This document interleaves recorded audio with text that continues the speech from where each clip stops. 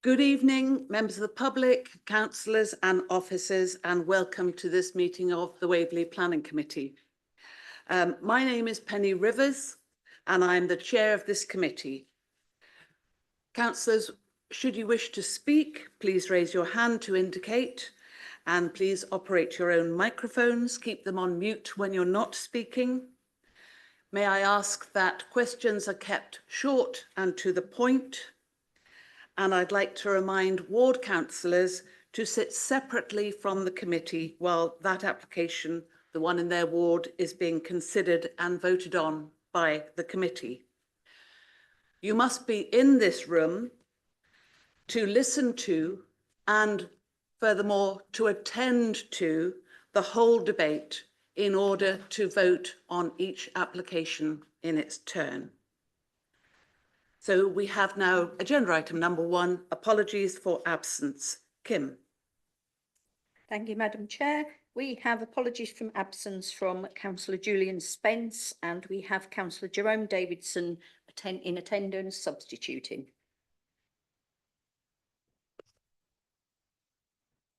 Thank you. And then minutes of the last meeting. The last meeting was held on the 21st of August 2024 and is published on the website. Do I have your approval to accept those minutes? Councillor Morrison. I just had a minor typo I noticed on item 14, which I did raise, and I believe that's now been adjusted in the minutes. Thank you. So with that, are they approved? Thank you. Agenda item 3, declarations of interest. Kim. Non-received, Chair, and We have one from Councillor Morrison. Yeah, the usual. Sorry, wildlife. Thank you. Agenda item 4, questions by members of public. Non-received, Chair, and non-received from members either. Lovely. Thank you. Do we not have? Oh, one from. Apologies, Madam Chair.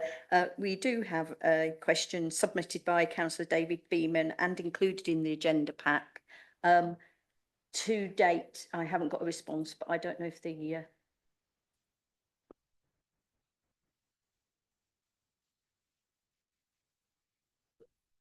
David, I'm sure you will get a response in good time. Thank you very much. Thank you. So we come to agenda item number 6, any relevant updates to government guidance or legislation since we last met. Claire. No updates from you, Chair. Thank you. So now applications subject to public speaking. You're in the nick of time, Councillor White. We come to our first application, which is WA 2023-00435, which is for land on the southern side, Clockhouse Lane, Bramley, Guildford. Over to you, Sam.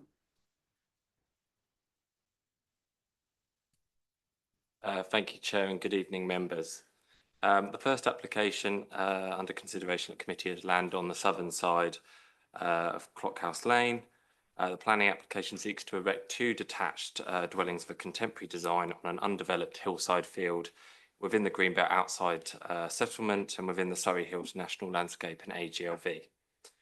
The application has been submitted on the basis it complies with paragraph 84E of the NPPF in that the design is of exceptional quality and is truly outstanding, reflecting the highest standards in architecture and would help to raise standards of design more generally in rural areas, as well as significantly enhance its immediate setting and be sensitive to the defining characteristics of the local area. The application has been brought before the Planning Committee given the number of comments contrary to the officer's recommendation.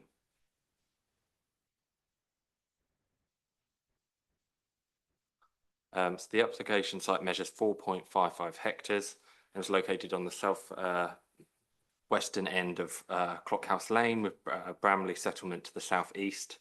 The site is rural in nature and includes open heathland and woodland. The site is accessed off Clockhouse Lane, which is a private road that joins the A281 to the east. The northern boundary is marked by a sunken lane forming a bridle way. So this is the view looking west down Clockhouse Lane. A lane features larger dwellings on spacious verdant plots. And then the site access located at the end of the lane, and this is looking southwest up the hill. So the next slide, we have a photo looking east at the top of the hill from the application site onwards across the valley, taken in peak summer. There's a 31.5 metre gradient across the site with the hillside sloping down to the east. The 4.55 hectare site is surrounded by dense woodland, more wooded to the southern and eastern portions of the site, on lower ground, which comprises of mature and tall English oaks, holly and hazel undergrowth, as well as along the bridleway to the north, with the centre of the site defined by a number of intervening trees and scrub, bramble and bracken set on high open ground. So this is the picture taken sort of later autumnal months from the LVIA, showing views opening up as trees lose leaves, with wide-ranging views across the valley from the inside and outside the site. So the proposal is for 2 dwellings located to the western portion of the site on the brow of the hill, with shared access onto Clockhouse Lane and associated garden stall and garaging. This is an illustrative plan showing the view looking west towards the southernmost house, and a view of the second dwelling again looking west. So the main matters for consideration are design, whether the proposal meets the high threshold of paragraph 84E. And the proposal acknowledges it is inappropriate greenbelt development and therefore relies on support within paragraph 84E as a very special circumstance to clearly outweigh identified harm. Furthermore, in order to meet paragraph 84E, a development would have to significantly enhance its immediate setting, which by effect, if compliant, we would be saying that there is no harm to the Surrey Hills National Landscape in AGLV. As detailed in the officer's report, we do not consider the proposal has met this high bar, and officers consider there would be significant harm to both greenbelt openness and landscape character. It is noted the Surrey Hills National Landscape Advisor and the Council's design officer have both objected to the proposal.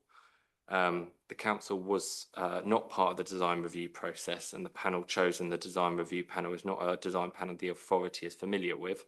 Nevertheless, mindful of paragraph 138 of the MPPF, officers have given due regard to the findings of the panel in coming to this recommendation. In relation to whether the design is truly outstanding, we acknowledge there are a pair of, on the face of it, attractive contemporary dwellings. However, the proposed horizontal emphasis given to the building form, the architectural composition, the proportions of its components, including solids to voids, appear in many contemporary house designs.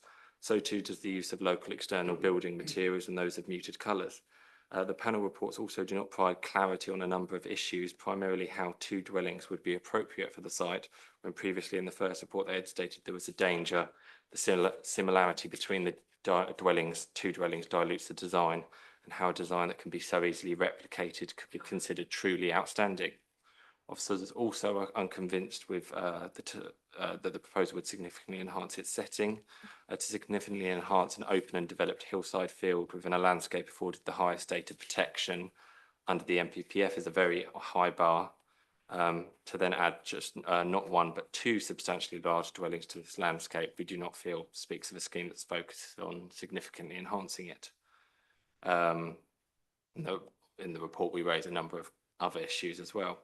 So for these reasons and others noted in the report, officers do not consider the development has met paragraph 84E. Therefore, the greenbelt very special circumstances relied upon the applicant do not exist.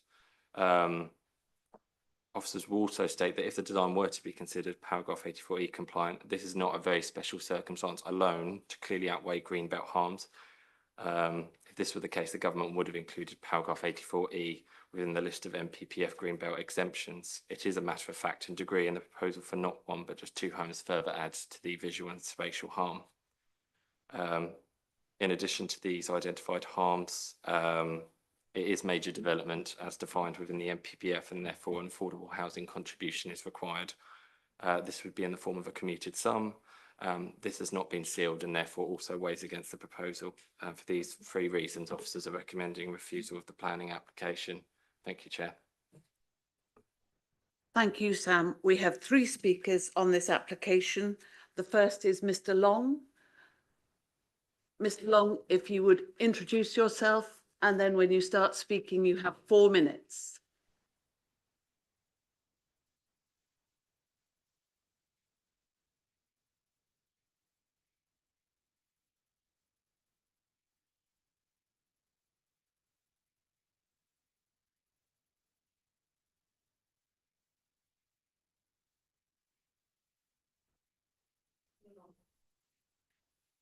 Okay, is that okay? Yeah. I'm Jonathan David Long of Bramley Heights and Snowdon Links Road, Bramley, GU5 0BX. Well, good evening. I am speaking on behalf of the residents in Snowdon Links Road who have previously submitted objections to this application. We object on the following grounds. The land in question is protected as Greenbelt, AONB and AGLV. These designations have been given for very good reasons, and we believe there are no reasonable grounds to change for the change in this status or to the Greenbelt boundary, and that the site should be protected for future generations. The NPPF requires that exceptions to protected status must demonstrate a development is truly outstanding, reflecting the highest standards in architecture, would help to raise standards of design more generally in rural areas, would significantly enhance its immediate setting and be sensitive to the defining characteristics of the local area. We do not believe the applicant has submitted adequate evidence to substantiate each of these. The application leans heavily on the opinions of the design review panel employed by the applicant, commenting on the design only, that they described as simple boxes sitting on top of each other but orientated and designed slightly differently, are of the opinion the proposals meet the requirements of the NPPF. In contrast, in our view, the Surrey ANOB advisor got it right in his submission when he says, "I have seen many contemporary house designs over recent decades. I do not consider that those proposed here are of such exceptional quality and are truly outstanding as to justify outweighing the great weight that needs to be given under government and local planning policies to conserving and enhancing a nationally protected landscape. The horizontal emphasis given to the building, the architectural composition proportions of its components, including solid to voids, appear in many contemporary house designs, so does the use of local external building materials. If that is all it takes to gain permission for housing development in the Surrey Hills AONB, it bodes ill for its future. The application does not support the priorities of the Bramley Neighbourhood Plan. It is contrary to BNP ES to maintain dark skies in the AONB and is inconsistency with Waverley Policy AHN3 vis-à-vis a focus on the provision of affordable housing. Nor does it support the government's focus on affordable housing and Brown and Greyfield development. The site is outside the Bramley settlement boundary, whereas the Bramley Neighbourhood Plan identifies that development must be directed primarily within the settlement boundary or brownfield sites within the Greenbelt. We believe the proposal would result in the destruction of the site's ecology and loss of a valuable wildlife habitat, including that of an endangered species, features that do define the characteristics of the Surrey Hills. We remain very concerned that a number of substantial oak trees that overshadow the site appear to have been deliberately drilled and poisoned by persons unknown. The site should be protected and not destroyed. We understand that an incentive has been offered to residents in Clockhouse Lane to secure their support and influence the planning process. This arrangement has not been disclosed and we believe may be against the public interest. Finally, we believe that approval would set a very, very dangerous precedent for the AONB. If here, then why not everywhere? Thank you. Thank you, Mr. Long. Councillor Austin, I have you down to speak after the next speaker. Is that okay? As ward councillor. Yeah.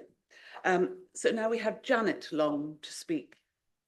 Janet, if you'd introduce yourself and then you have 4 minutes to speak.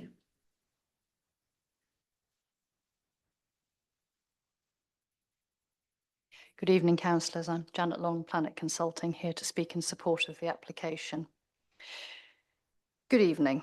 This application is for 2 dwellings of outstanding design, which is a form of development allowed under paragraph 84 of the MPPF.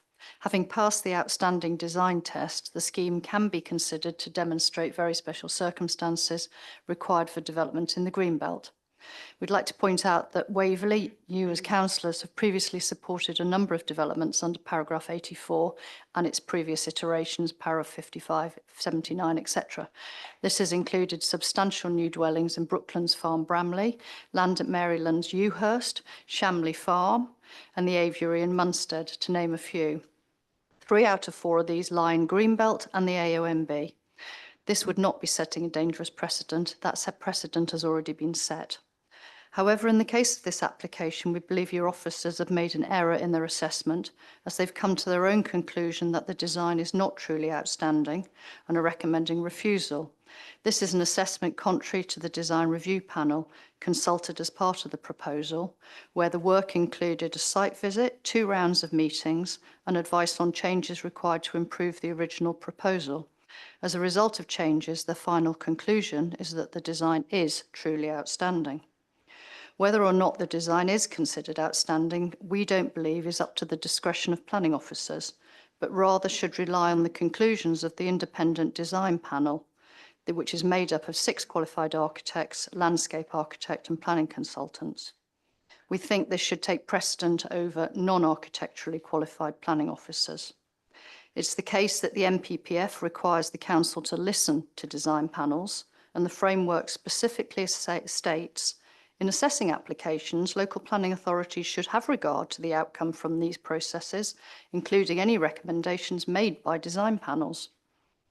We note that your officer states the council's design officer was not invited to attend the panel. This is not correct. We have emails to prove this. She was invited but stated she didn't have the time. We consider that the officer report has not provided sufficient justification to simply disagree with the assessment of professional bodies. Although we do note that he does note that the result on plan is a pair of beautiful buildings that complement one another. It's somewhat confusing, therefore, why this hasn't translated into an agreement that the building falls within the terms of para 84. In terms of impact on landscape, the retained landscape consultant concluded the landscape visual impact assessment in that the introduction of 2 dwellings would not have an unacceptable effect on the character. He therefore concluded the result would not have a negative impact. Other points we'd like you to consider is that the development would be a low energy scheme using the most up-to-date carbon neutral technologies, which the council promote within their existing and emerging policies. The scheme will result in the creation of wildflower meadow and will greatly enhance the ecological of the value of the land. In terms of the allegation that the applicant has poisoned trees, this is simply not correct. And more to the point, the location of these trees would not benefit the applicant or any future occupier, as the trees lie some distance to the northwest and at a far higher level. Finally, we'd like to point out that the council has previously allocated this site for 119 houses in a housing land availability assessment at some point in the past 10 years. Which could be the alternative form of development in the future. And we believe this is why the residents in Clockhouse Lane are supporting this low density scheme. Thank you very much. Thank you very much. Councillor Austin, and you too have 4 minutes to speak, but you don't have to introduce yourself. Thank you. I was just checking you don't want to do Bramley Parish Council first then. You've got... I don't have a speaker. They only registered for the other Bramley item. They didn't register for this item. This is the only Bramley item.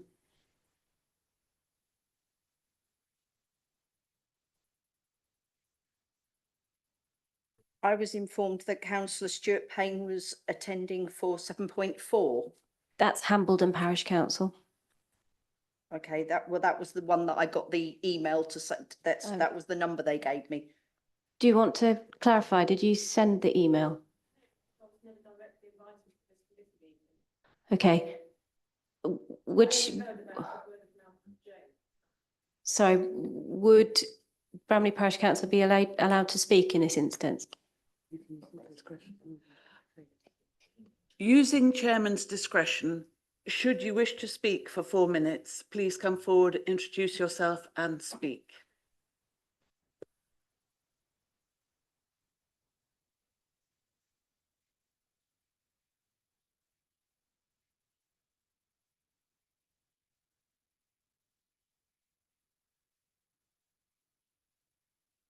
Press the middle button.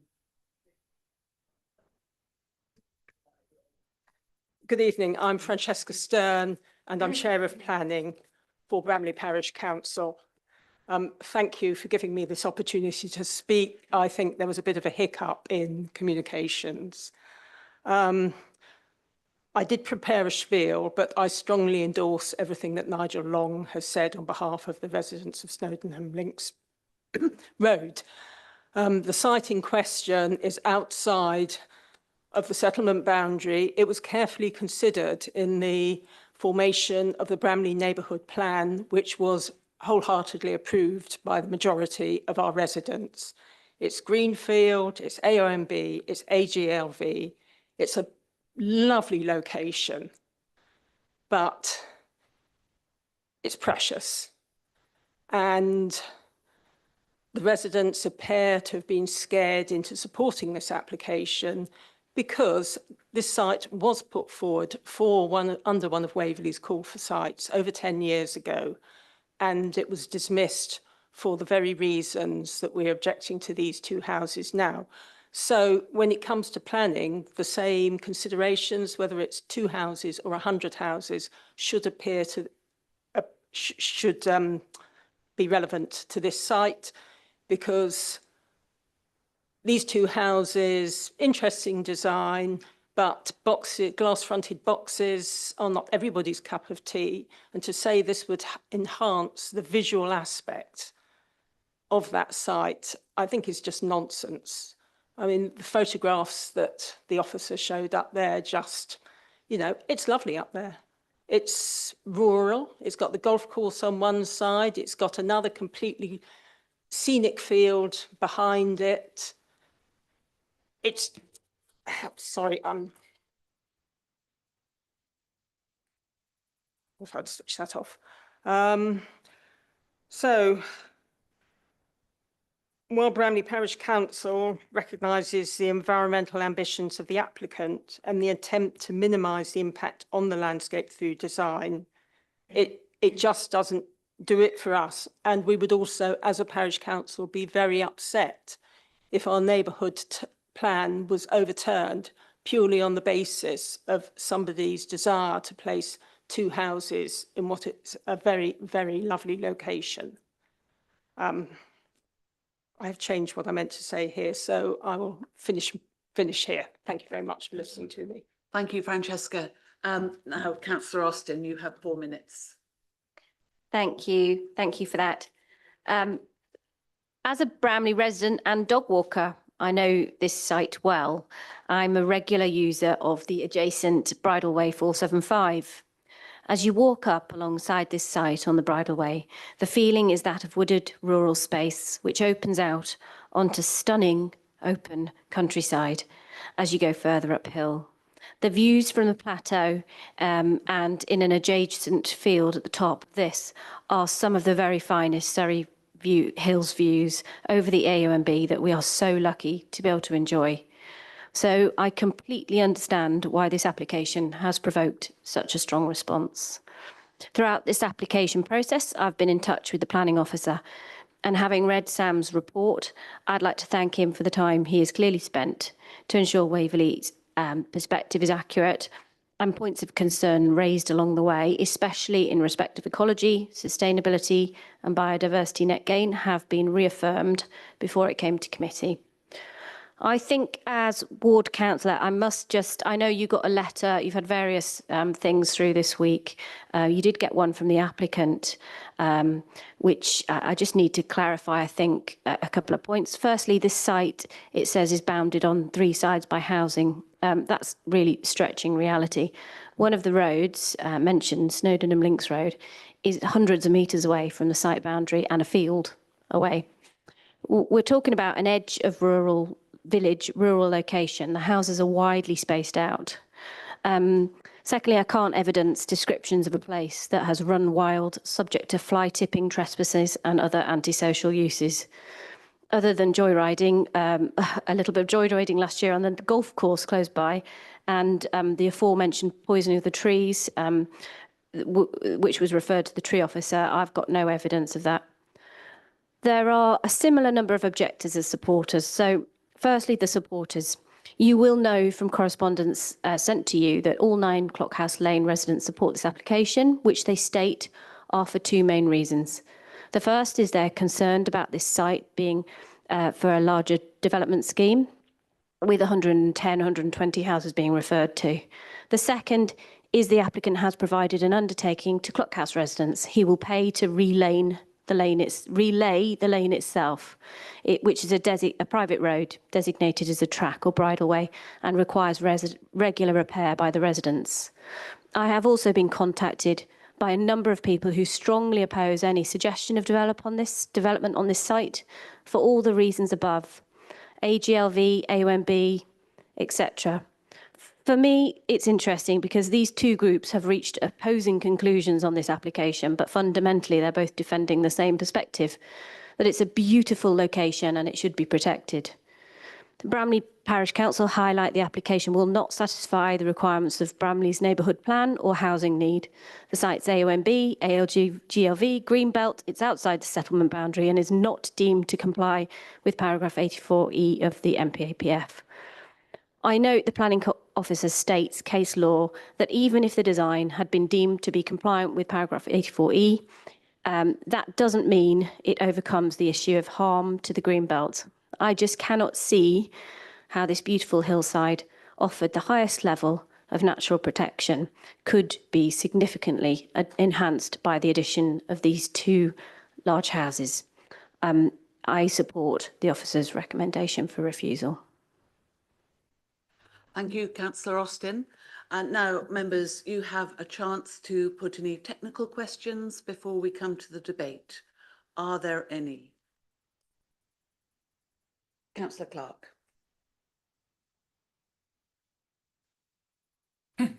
Thank you, Chair. A question for Sam, thank you. Good evening, Sam. It's a question possibly split into 2 parts because the crux of the matter here is, or the main crux is that does this design, is the design of outstanding quality, and your opinion is that it doesn't reach that bar. So why, in your judgment, does the fact that there are 2 dwellings lower their design value? I think I'm mentioning the report, section 13, page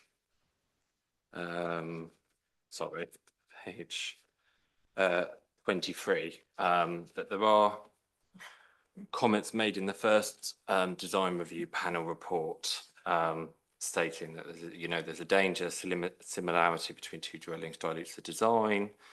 How can we say a design that can be so easily replicated could be considered truly outstanding? At the time, the applicant put forward this sort of yin and yang sort of approach to the dwellings, but it wasn't really grounded in the site. It was seen as really quite sort of random concept isolated from the site.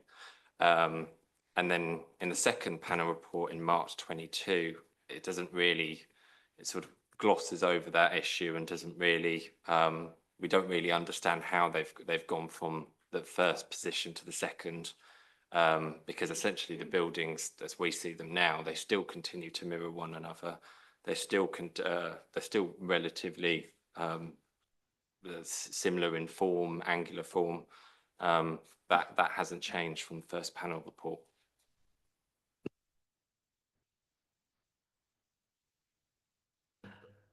So unless there are any other questions, now we come to debate, councillors.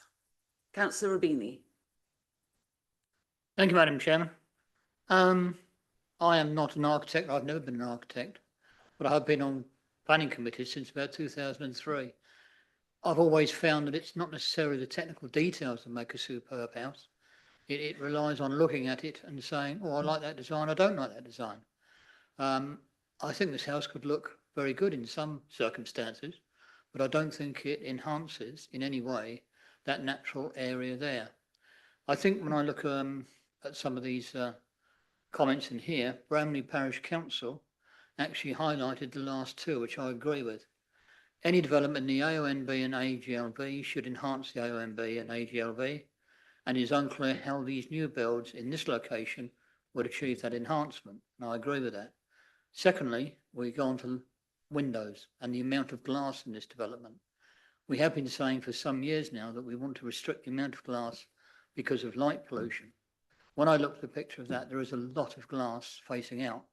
And when you look at it being on that meadow side, etc., I cannot see how that would fit into that landscape. So all in all, I will be against this application. Thank you, Councillor Rubini. Councillor Coburn. I agree totally with the officer's report on this one. I don't have any doubts about it whatsoever. As a pedant, I hate the misuse of the word unique.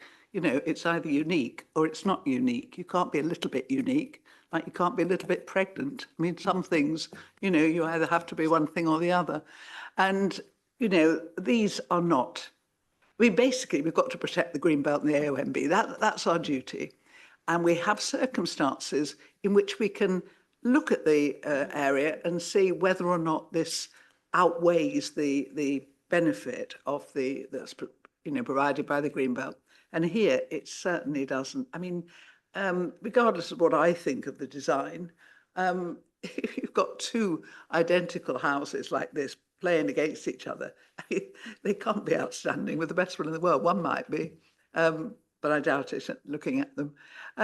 To me, it's just a no-brainer. This is not unique. This is not excellent enough to outweigh any harm to the Surrey Hills and the AONB and the Greenbelt. And I've tried always to be consistent in this council chamber when it comes to the Greenbelt. If it, adds harm to what is already there, we shouldn't do it unless there are very, very special circumstances. So in this case, I'm sorry, I think this is an inappropriate development in the Greenbelt and should be refused. Thank you. Thank you. Are there any other speakers? Councillor Keane. Thank you, Chairman. Well, when somebody mentions something is unique, it's usually got a wow factor, and you're really surprised at how pretty or how good it looks. But frankly, this is just boxes, and it's not attractive. And if you were standing at the bottom of this hill looking up, it could almost be a barn or a shed. I'm sorry, but I cannot support this, and I will support the officers. Thank you. I don't see any other hands. Councillor Austin, do you want to come back on anything? No, thank you. Thank you. So we move then to the recommendation. You were using your consoles. You've seen the recommendation, I'm sure. So the recommendation of the officer is to refuse. Please vote.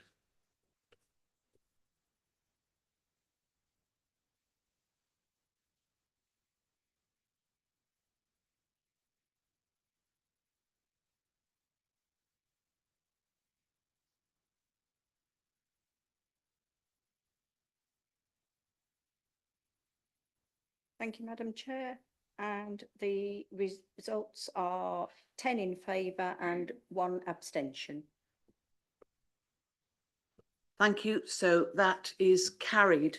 Now, apologies, everyone. We have to go back to agenda item 4 momentarily because I'm asking you to accept the questions that were asked at our last meeting and the answers that were given, the 3 answers. So do you accept as read those questions and answers? Thank you. Now we return to the right order of the agenda, and the next application is WA 2024-01007, land at the Courtyard, 17 West Street in Farnham. And the officer is Michael. Over to you, Michael.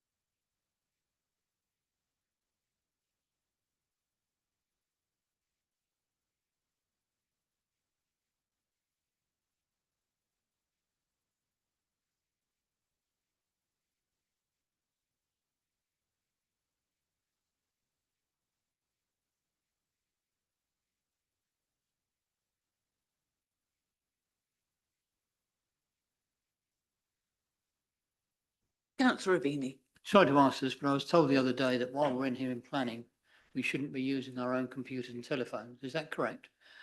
I think I made it quite clear that everybody here has to listen to and attend to every minute, every word of the presentation, whether it's by officers, whether it's by our speakers and by ourselves as well. Thank you. Madam Chairman, thank you. Sorry for the delay there, for technical issues. Mike Easton. The next item, we have update sheets. Now, the update sheet specifies two items. One is the contribution to the Gosbury Meadow site, which is a play area within the town centre. And the figure is £8,892.87. The second issue on this is an amendment over the car parking. Basically, the site in Farnham is next to apartments. It's a PD, a British development scheme. And those that the car parking is, they're going to retain 25 parking spaces for the flats outside the red line, but inside the blue area on the plans I'm about to show you. So we have an update sheet. And this is now the development for a full planning permission for 5 dwellings with PV panels on the roofs, with 5 parking spaces. So 1 parking space per dwelling. It's a town centre location. It's basically two bed, five houses with 2 beds each, 1.5 storey, on a brownfield site within Farnham town centre, within the conservation area. The site is, this is the aerial view of the site itself. To the north, you've got West Street. The site itself is here with a number of commercial properties that have been converted under PD into apartments. And beyond that is a large parking area. Now within that is where the development is going to take place, To the east, you've got St. Andrew's Church, Grade 1 listed. And to the west, you've got Kingham Place. So we're in the town centre, the conservation area too. Getting our bearings. So we've got both a red line and a blue line. The red line is the area for the development and the access off West Street through the courtyard into the site itself, then beyond which we still have land in the ownership of the applicant, but outside the development. The next slide shows you the row of 5 dwellings within this brownfield site within the car park. So it's an innovative use of a brownfield site, a windfall development. The next one shows the house plots themselves. Now, all 5 dwellings, in terms of standard space comply with the national space standards. So in terms of habitable rooms, they all meet and actually surpass the standard space sizes for those dwellings. The actual dwellings themselves, they are using traditional materials, but a very contemporary design. And this is the front and the rear. This slide here is important. It's a cross section. So in the middle of the slide here, you've got one of the 5 dwellings. They're in a row. And all those rooms there comply with national space standards. On the left, you've got Kingham Place, well over 20 metres to the west in terms of habitable rooms and distances. On the right, we've got the apartments. We've got the commercial buildings that will be converted into flats and the relationship there. And on that note, in terms of it, we have the 5 dwellings. 2 of the 5 dwellings are to the south of the apartments. And those 2, plots 4 and 5, lie beyond the existing block of flats with clear opening windows looking over the access road. For units 1 to 3, the principal outlook is given towards the west-facing Courtyard Gardens and Kingham Place. These maintain a substantial separation distance of 23 metres, the nearest properties being in Kingham Place. And then we've also got shallow floor plans allow for light and views of the sky and trees and the boundary walls. We've got full height glazing panels in the courtyards themselves. The next slide shows you're actually in the courtyard. You've driven in or walked in from West Street. On the left, you've got the apartments, but on the right, you've got the 5 dwellings in a row.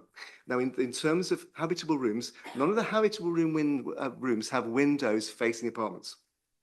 What you see, you've got glazing for bathrooms on those elevations there, and high-level glazing in the courtyards. The next slide shows you the view from Kingham Place towards St Andrew's Church Tower, the Grade 1 listed building within the conservation area, again with the substantial standoff distances there. This is a view within the site itself, the car parking area with the apartments to the left and the church. And this slide here is looking right down to the end where the 25 parking spaces are. To the right where the bricks are, that's where the row of dwellings is proposed to be, and beyond which on the right is Kingham Place. It's a better view here of Kingham Place itself and the relationship there. And this is a view from West Street looking into the site beyond the traffic lights themselves. This is down the alleyway to the east, looking at the churches. So in terms of consultations, we've consulted the county archaeologist and our own in-house historic buildings officer.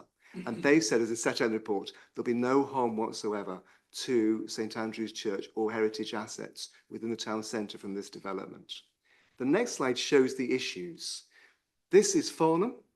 The town council have raised no objection, but they've asked for a condition over parking, and that's condition 11 members in the report itself, but it's also in the section 106 agreement. The next issue is it's a windfall brownfield site within the town centre. It's not outside Farnham on the greenfield site in the AGLV. It's within the town centre, within the conservation area, next to St Andrew's Church, adjacent to Kingham Place, and adjacent to flats. And the report itself sets out the conditions. We've been through the conditions. We've agreed those with the applicant as is standard practice. And recommendation is approval, but on a 106 agreement on the 3 items. One is because there's no on-site play provision, it's a community sum of £8,800 for off-site provision at Gosbury, which we know the town council is working on at the moment. There's a time frame for that. Also, there's the issue about the parking provision too. They'll be set out in the 106 agreement. So, Council Chair, that's the presentation. Thank you very much. Thank you, Michael. And we have some speakers. Firstly, we have Lizzie Marjoram. Lizzie, if you'd introduce yourself, and then you have 4 minutes to speak.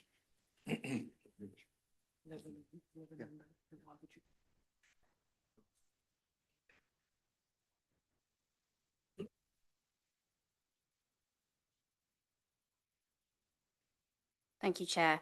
I'm Lizzie Marjoram, a specialist planning lawyer speaking for Dr. Yvonne Reid and the Farnham Society. The Council's statutory duty is to have special regard for the preservation of the heritage assets and their setting. 3 heritage assets are affected. The Grade 1 listed church is one of only 2.5% of all listed buildings. If there is any harm, even the smallest degree, you must apply the tests of the MPPF. Great weight must be given to the conservation of the heritage assets, the greatest weight in respect of the Grade 1 church. There must be compelling justification to grant planning permission. These tests have been set out for you in the committee report, but not applied.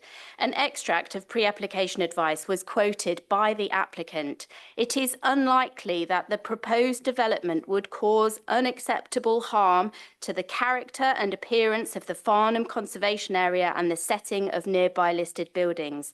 The council therefore said the application was harmful, but layered on a conclusion that it was likely to be acceptable harm. This is wrong in law. All aspects of significance of the heritage assets must first be fully considered. If there is harm, the tests of the MPPF must be applied and there must be compelling justification to approve. These tests have been swerved by claiming that there is no harm. The council identified harm at pre-application stage. The extract I read out is a direct quote. The report to you now concludes no harm. The applicant said no harm too, but at parts of their reports, they did acknowledge harm. Objectors appointed heritage expert Mr. Crutchley to review. He identified harm to the setting of all 3 heritage assets, was scathing about the applicant report and the Conservation Officer's advice. They did not follow Historic England guidance. It is not optional. Any recommendation based on those reports is flawed and unlawful. Ask yourself whether you really accept that cramping the setting of a Grade 1 church is not even slightly harmful. A high number of objectors and the Farnham Society think it is harmful. There are at least 4 errors of law here. They could all give rise to judicial review litigation against the council at great expense. Failure to follow Historic England guidance on assessment means the tests of the MPPF have not been followed, so the recommendation breaches Section 66 of the Planning Listed Buildings and Conservation Areas Act 1990. The DMPO imposes a legal duty to take consultation responses into account. A large amount of my correspondence has not been added to the website. This matters. If you had seen it, you would know that Mr. Crutchley asserts that your conservation officer has not followed HE guidance. The committee report does not explain this. The report to you misleads in 2 ways. Nobody has explained why harm was identified at pre-app and why the officer position is now that there is no harm. The officer report also implies that Historic England does not object to the development. HE categorically have not offered their endorsement of the officer recommendation. They have refused to advise due to limited resources. Predetermination. The officer report was made available to applicants before the 1st of August, therefore it was written before the date for final comments on the 14th of August. 4 very serious legal errors, 3 precious heritage assets, droves of objecting residents and the Farnham Society who disagree with the finding of no harm. 1 very poor quality, harmful application. I ask you please to move to refuse the application on the grounds of heritage harm, overdevelopment and adverse impact on residential amenity. You do have the option to impose a planning condition to delete Unit 5 from the scheme, but because of the severity of the concerns taken together, however, I ask you to refuse permission. Thank you very much. And our next speaker is Mr. Thomas Llewellyn. Are you here? Mr. Llewellyn, you have introduce yourself, please, and then you have 4 minutes. Thank you.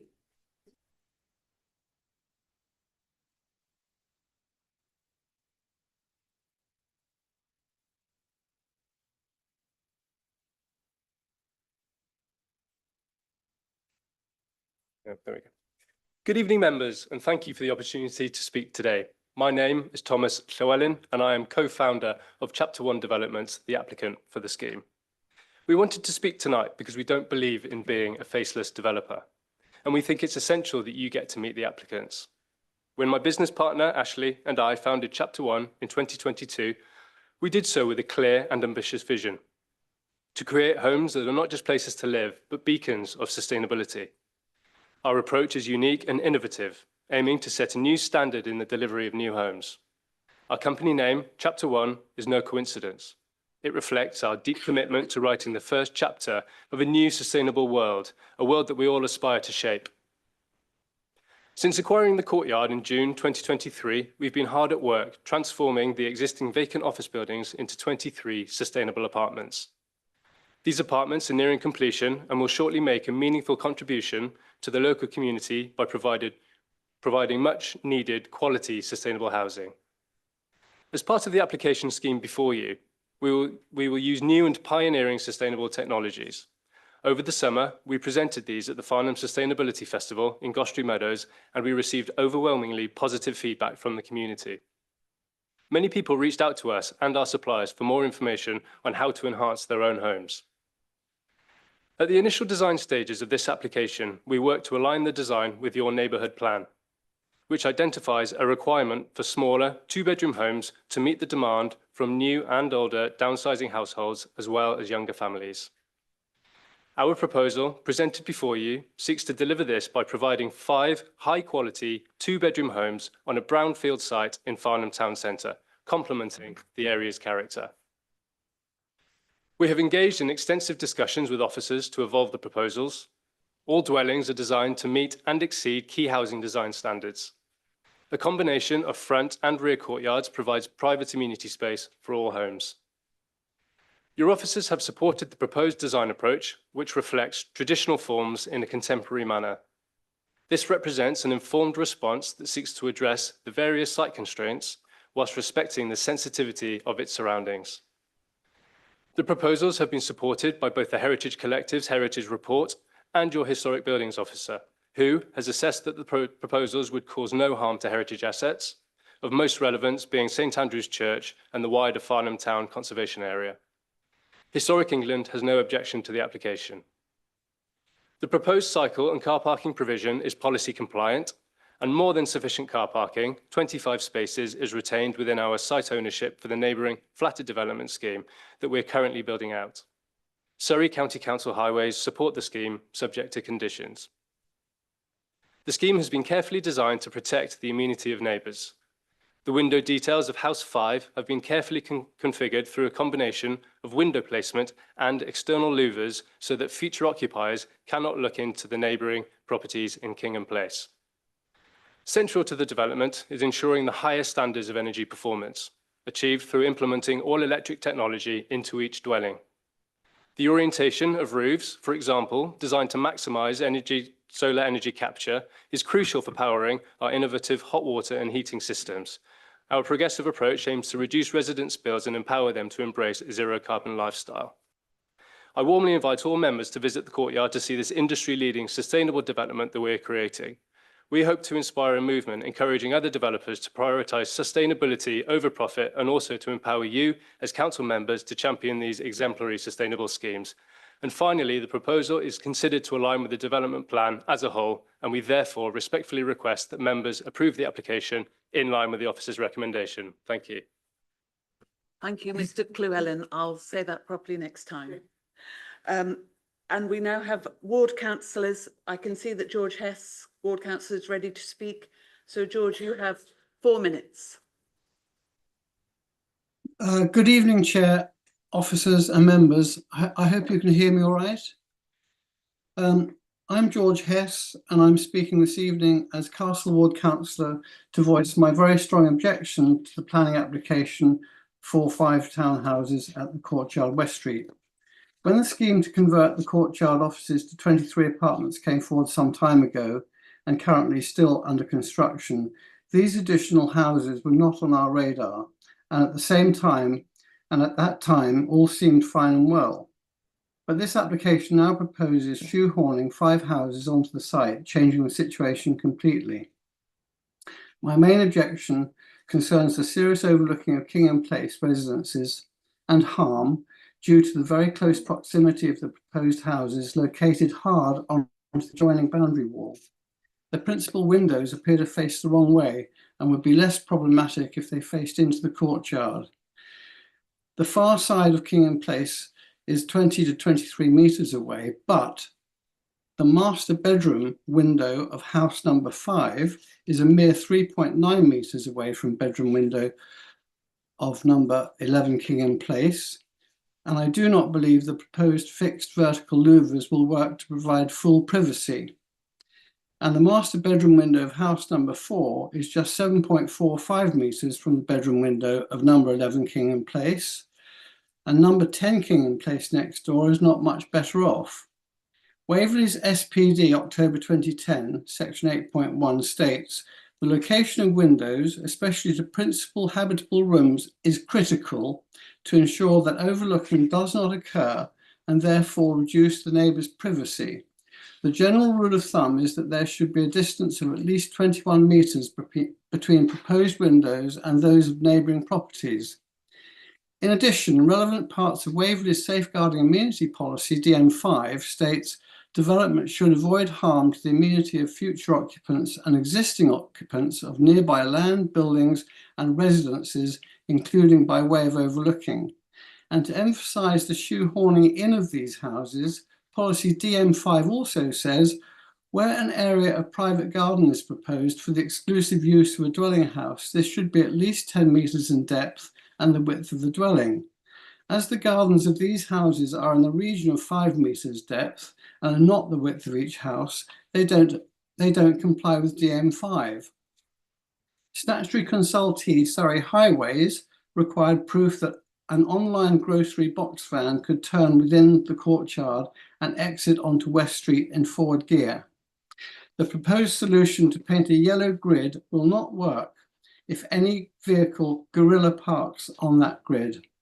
The result would be that once a delivery driver got into difficulty in the courtyard, that driver will forever after stop to offload on the pavement on West Street. And just outside the courtyard is the busy West Street pedestrian crossing. I'd like to thank the case officer for his considerable efforts working with the objectors and the applicant to try to find solutions to these difficult parking constraints by restricting the issuing of Zone A parking permits. However, were these 5 houses not built, there would be sufficient space within the courtyard for a proper turning circle for delivery vans and visitor parking. I'd like to finish by re-emphasising the serious overlooking issues and harm contrary to Waverley's SPDs, and to thank the Chair and members for hearing my objections, and to hope that you will be minded to refuse this application. Thank you very much. Thank you, Councillor Hess. Now we're going to have some contribution from Claire. Thank you, members. I just thought in light of some of the comments made by the first speaker, it was worth just clarifying a few points for you this evening to enable your debate and decision making. The case officer has confirmed to me that the heritage officer has not changed her mind. So the advice you were given that the pre-app said there was harm or a degree of harm, and the report that confirms that the heritage officer has confirmed no harm. The heritage officer hasn't changed her position and consistently confirmed no harm from pre-app to the application.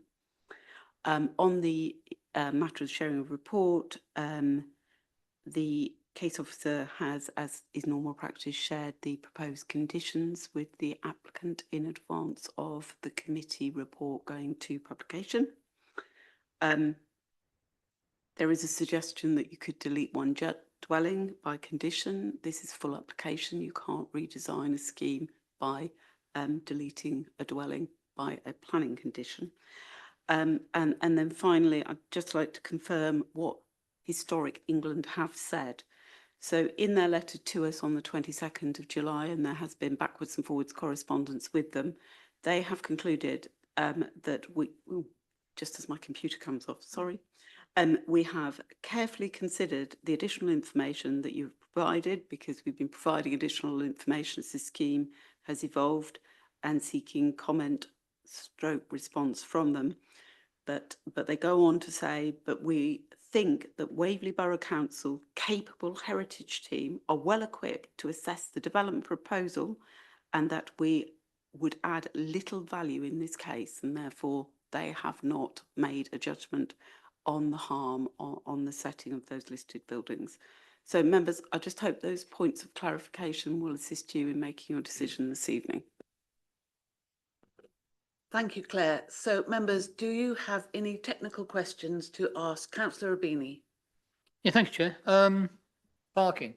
It says in here several times about the restricted parking and about not allowing new owners to take out permits.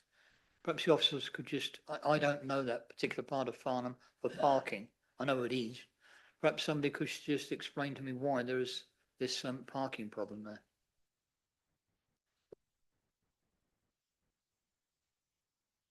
It's an issue that's right, Councillor Rubini, it's an issue raised by the Town Council. The Town Council were concerned, rightly so, about parking.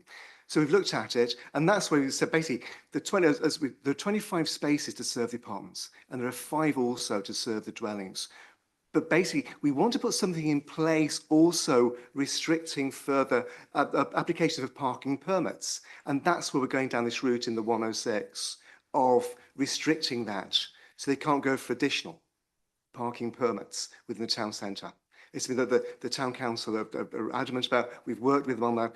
That's what we think that's the best way forward. And with this 25 spaces also, no one loses out in terms of the apartments have sufficient spaces and the houses do too in a sustainable location. So thank you. Can I just come back and ask if there is alternative parking? Because obviously if they can't park there, where the heck are they going to park? Councillor Rubini, this is a sustainable town centre location. The flats don't have to have parking. There's no, on the PD, there's no right to. But the developers saying we're prepared to provide 25 spaces for those apartments. So in a way, so it's a win-win for this development in a sustainable location in the town centre. So we're happy with that. We think it'll work. We think it'll work, sir. Councillor Austin. Thank you. We can either do it now or do it in the discussion part. I'd just really like to look at these distances between the different buildings again in a bit more detail. Councillor Hess mentioned 3.5 metres in one of them. I need to get more of a sense of that, please.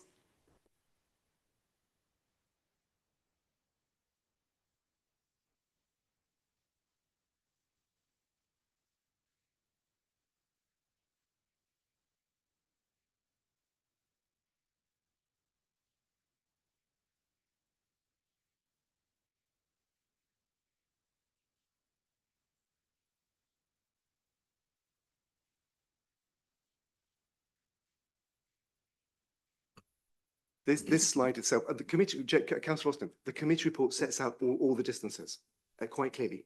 And we're all saying that in terms of the distance to Kingham Place is more than 20 metres, 23 metres. So substantial space looking west. We've got the windows, glazed habitable windows are on that elevation. The issue is the east, the apartments. It is less, Councillor Hess is right. It is less than 20 metres. It's in certain parts, it's 7 metres. So what they're doing in this design here, is basically no habitable room windows on that elevation facing the apartments. Those are going to be, it's going to be obscure for the bathrooms, but the main habitable rooms are going to be within facing west. So it's innovative. It's a urban town centre site. And in terms of layout, it doesn't meet that distance in terms of facing apartments. But it's innovatively designed to ensure that it would work.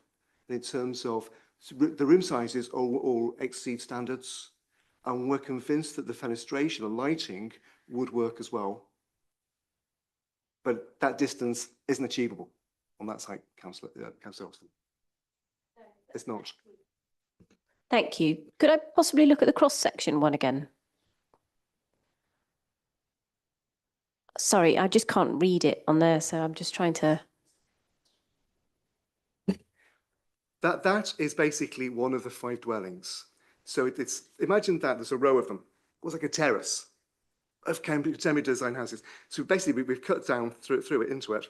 So that's where that is.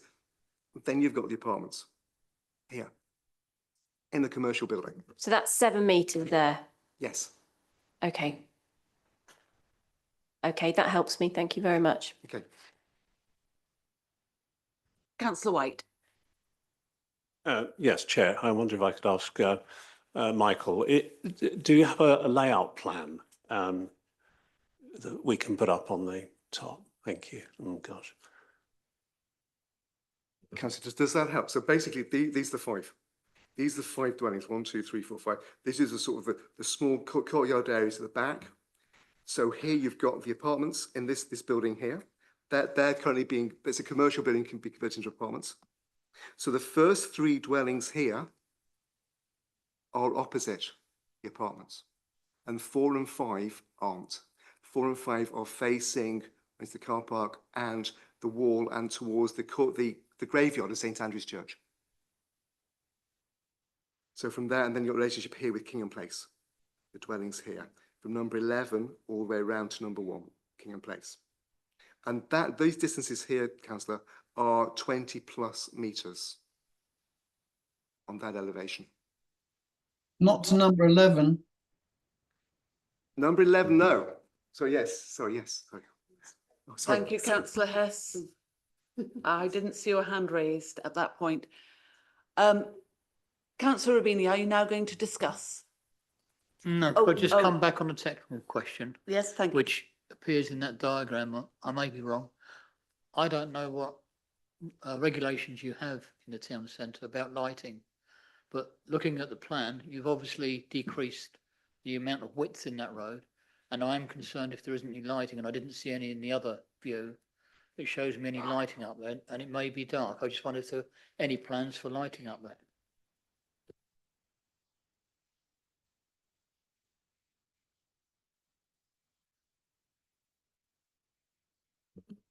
There are no streetlight plans as part of the development, no, sir. Okay, thanks for that. Obviously, we wouldn't want to create a dark area, and that's the back view of the houses that people will be walking through. So I am concerned, obviously, that if people are wandering down there in the dark, it creates an atmosphere, and of course, you may get crime. I don't know. Thank you, Councillor Rubini. Councillor Clark. Thank you, Chair. Question for Michael. Looking at the CGI image that we've got on the screen at the moment, am I right in thinking, just for clarification, that the vehicle entrances are where the cyclist is, and what we're actually looking at is the back of the houses, and so really the entrance to these houses are going to be through the back of the house, but the garden, if you like, and the main windows are going to be on the other side. Vice Chair, where we are now looking, we're looking from the entrance from West Street into the site itself. And what you have here, that this is going to be effectively the front, that you have the front door here with this lady with the dog, that's going to be the door in to the buildings. These are the doors in to each of those dwellings on this elevation here. So this is effectively the front, but they're going to have the main glazing to the rear and in the courtyard. Chair, thank you, Vice Chair. Councillor Austin, you have another question. I do. I'm sorry. I'm back to asking for the overhead, please. Just this question again, not the cross section, the overhead plan, please. This question again between, so the corner of number 5 and number 11 there. What windows does number 11 have facing out into that space? I know they're at right angles to each other, essentially. There's no picture. I can't envisage that.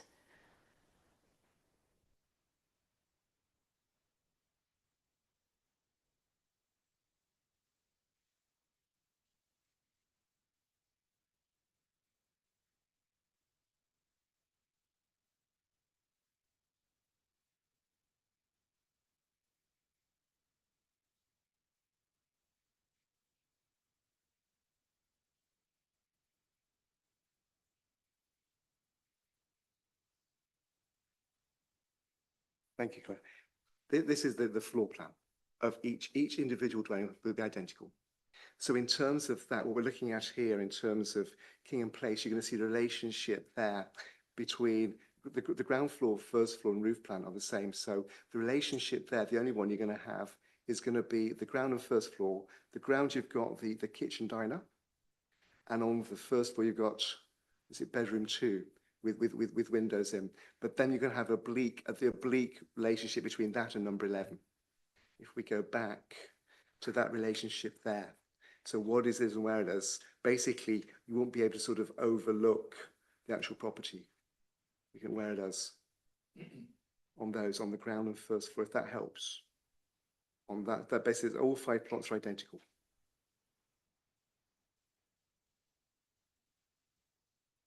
Okay, thanks. I appreciate it's a town centre. It would have been good to see the windows of number 11, so you could work it out, you know, what the real relationship between those two buildings are.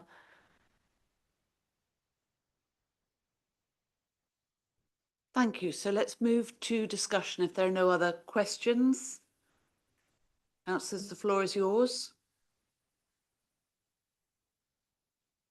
Councillor Coburn. Thank you, Chairman.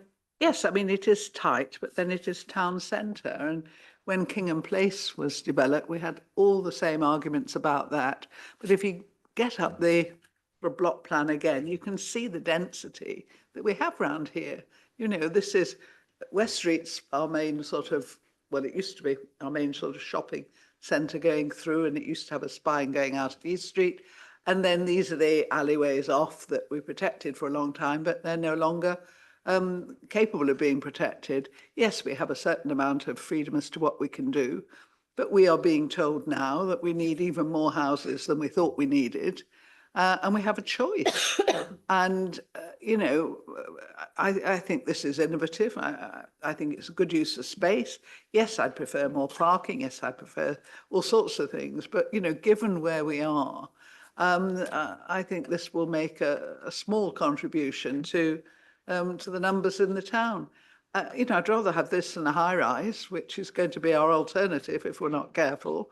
And I'd certainly rather see them here than on a greenfield site on the outskirts of the town. So, you know, yes, it's not perfect. Yes, you know, we'd all like something perhaps slightly different. We've just got to be so realistic now. This is a brownfield site. Look at the density of the other houses, the proximity. There's buildings all round St Andrew's Church. I mean, it's, you know, up to a point, that's its charm. So I really think we've just got to go with this. The design is innovative, not my cup of tea, but the materials are good. I realised my son was getting old when he was saying, he's only in his 40s, but he actually said, you know, Mum, the only thing that really ages well is brick. And I thought, good Lord, you're growing up. But, you know, there is something in that the natural materials do at least age, well, I think, better than some of the very modern materials. But yes, I mean, given where we are, given the amount of housing we're going to have to provide, I think this makes a small and you know, a worthwhile contribution with the innovative design. So I can't really see that we've got any grounds to turn this down. Thank you. Councillor Sullivan. Thank you. I would be minded to agree with Carol. The only thing I would sort of disagree with is that I don't think we need any more parking. I think we obviously want to aim to reduce our vehicle usage as we head towards net zero. I also personally don't like the look of the properties, but I know that obviously isn't a planning consideration. I was actually, I visited site on Sunday for the Farnham charity bike ride, and as many councillors know, the aesthetic and the very country town vibe, as it were, is very synonymous with Farnham. But I understand, and I agree with Carol, that I like the innovation. It's not on the green belt yet, and so I think we definitely have to work on building up the properties and the housing provision in our borough where we can. So I'd also be minded to agree and approve. Thank you. Councillor White and then Councillor Rubini. Yes, I mean, I agree with the previous two councillors' comments.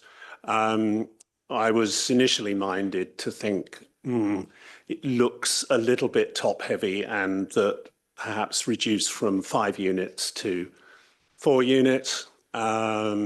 Obviously, the one nearest to St Andrew's Church would be the one that I would target in that respect, albeit the others are obviously more adjacent to Kingham Place and so on and so forth. What I am pleased about is 2-bedroom accommodation, something which I personally believe very strongly within Farnham and sustainable sites, that we should be looking at studio 1-bed and 2-bed accommodation rather than larger 3- and 4-bedroom properties. So I'm pleased with that. Overall, I think good sustainable development. I do agree in part that the elevations, they don't look particularly exciting. If I had a choice, I'd like to see those looking a little bit more interesting. But overall, obviously, I can't refuse on the basis that there's too many properties. So I would be voting for it. Thank you very much. Councillor Rubini next, please. Thank you. Thank you, Chair. Yes, I would support this. I see no problems in a town centre of having close proximity. My only doubts are, which I raised just now, is a slight concern about lighting and the fear of crime. If you look at those housings, it's the back of the houses that are facing the opposite direction where the lane is. Problem is, of course, that means there's no porch lighting. So I'm not quite sure what a resident, for example, could do to put any lighting out when they return home or come out in the early hours. And as the officer said, there's no plan for any street lighting. So my concern is that there may be some crime element with lack of lighting late at night. Thank you, Councillor Rubini. Councillor Clark, followed by Councillor Austin. Thank you, Chair. Much has been said this evening about Farnham being a market town.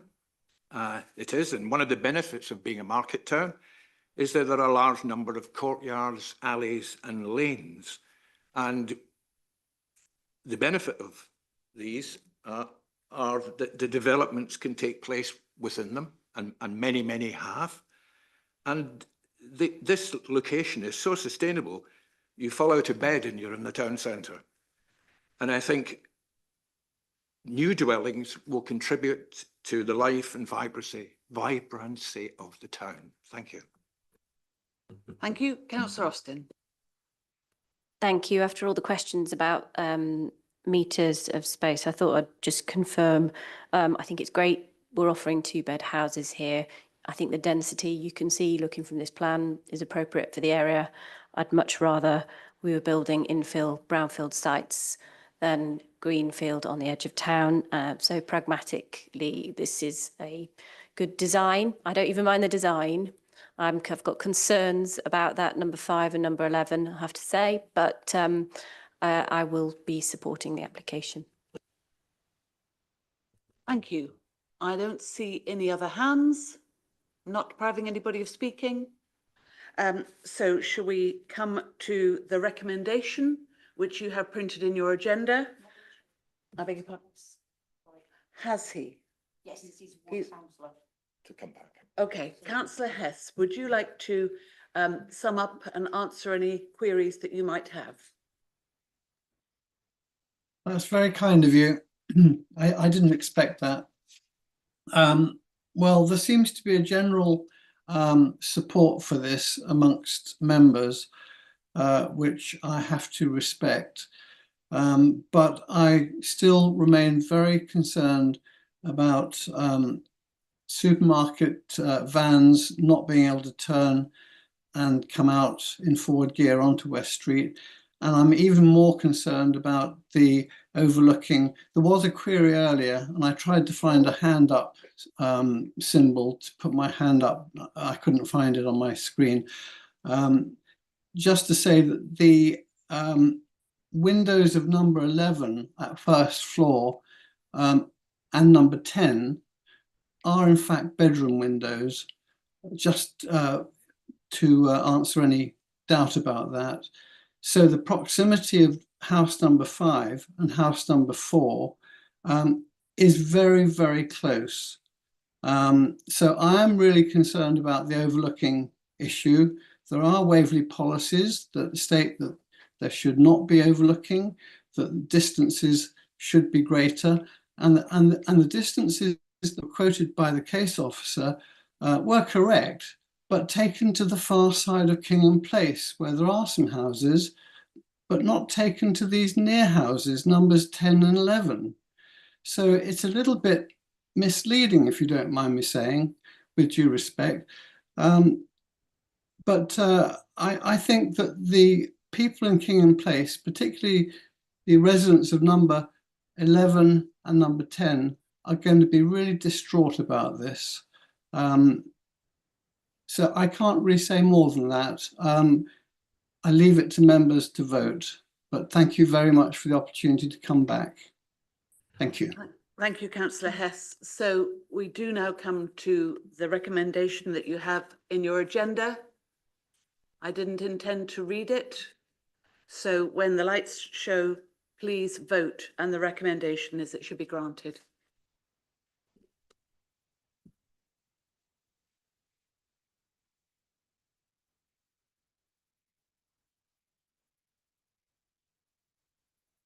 Thank you, Madam Chair. That is 12 in favour, no abstentions and none against. Thank you very much. So that too is carried. You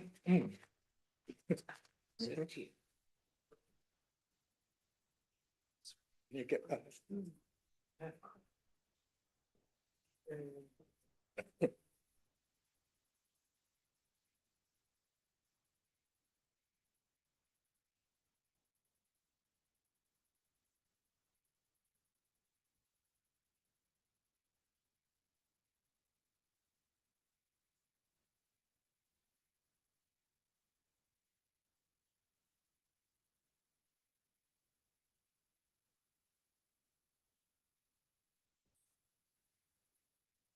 Good evening again, members. Our chair, Councillor Rivers, is the ward councillor for this application. 7.3, land at 67 Summers Road in Farncombe.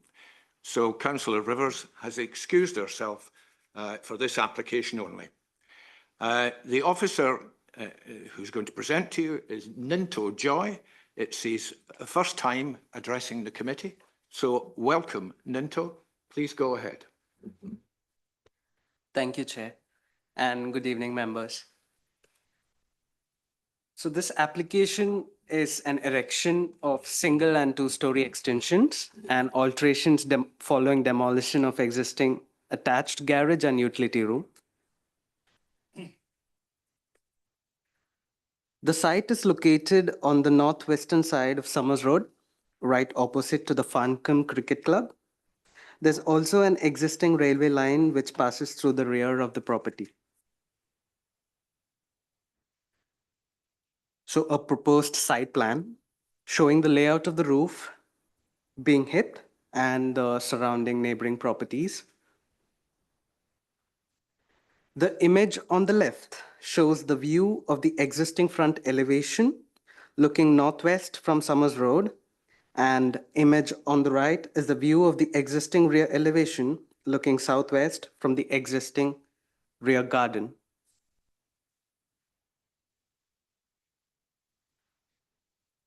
And the image on the left shows the existing rear garden facing northwest, and the image on the right shows the compound wall separating the neighboring property number 69 on the left and the existing garage on the right.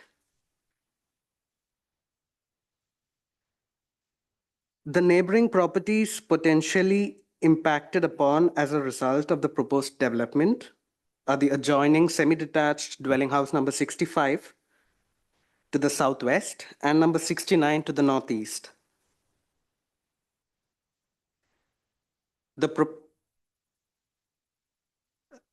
This image on the left shows neighboring number 65, the photo taken from the rear garden of the application site onto the rear elevation of the property number 65. And same, the photograph taken from the rear garden of the application site onto the rear elevation of the property number 69. The proposed floor plans showing a single-story rear extension and a two-story side extensions following removal of an existing garage.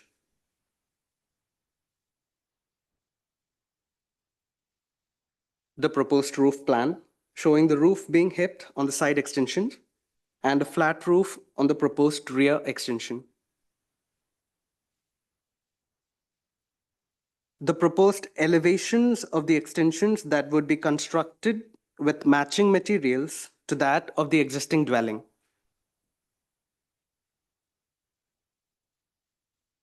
This slide here shows the existing plans of the neighboring property, number 69. So in the existing ground floor, a side window can be found on the existing ground floor.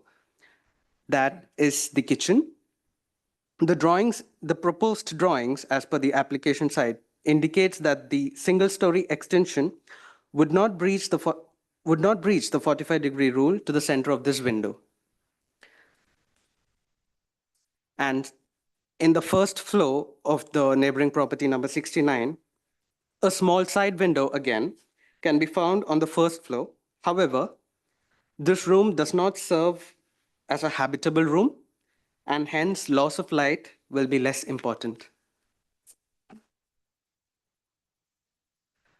So the main matters for consideration is that this application reflects the similar extensions on Summers Road, in particular number 65. And in a general confirmative, the proposed extension is in keeping with the residential extensions SPD and relevant local plan policies.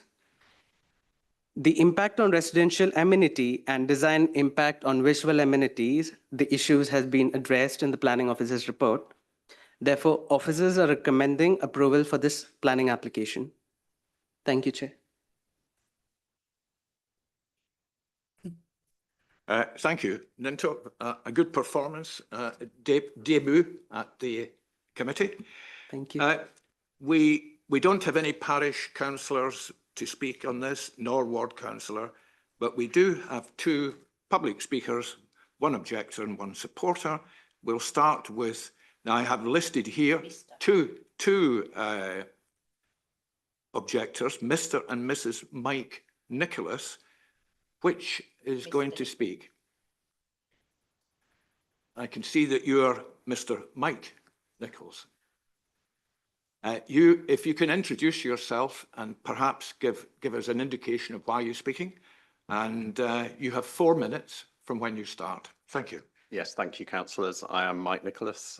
My family lives at number 69 Summers Road, the highly impacted neighbouring property. Our objections are not to an extension, but this design would cause very significant amenity loss, particularly to light. When considering how an overcast day can affect us, we all appreciate the essential importance of sunlight.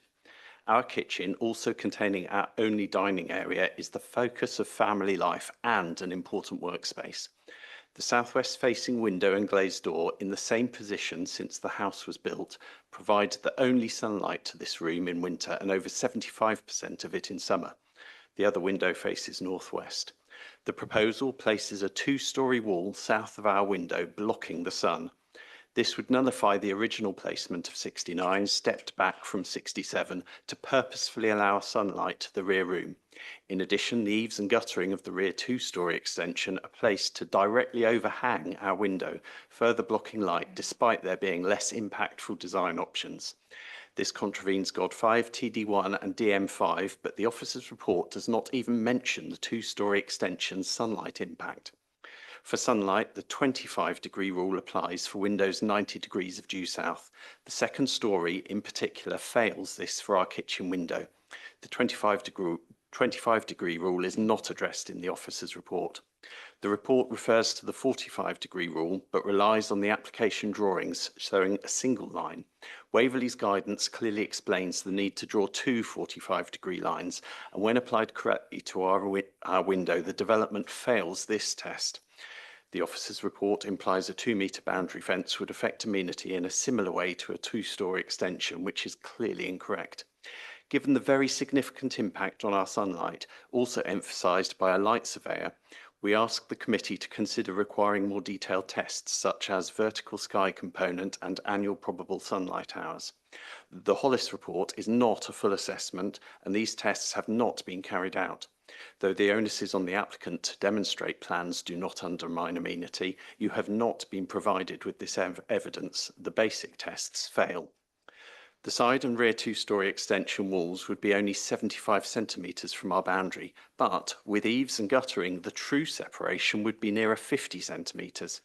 To protect policies such as the M5, Waverley's SPD states that where there is amenity impact, gaps of 1 metre for side and 3 metres for rear two-storey extensions are required. The design fails these established tests for overbearing development. By not considering the 3-metre test, the case officer has ignored the significant impact on us through overbearing and enclosure. Inexplicably, only the single-storey element was amended from the previous application. The application of approximately 41 metres squared is 60% increase in total footprint.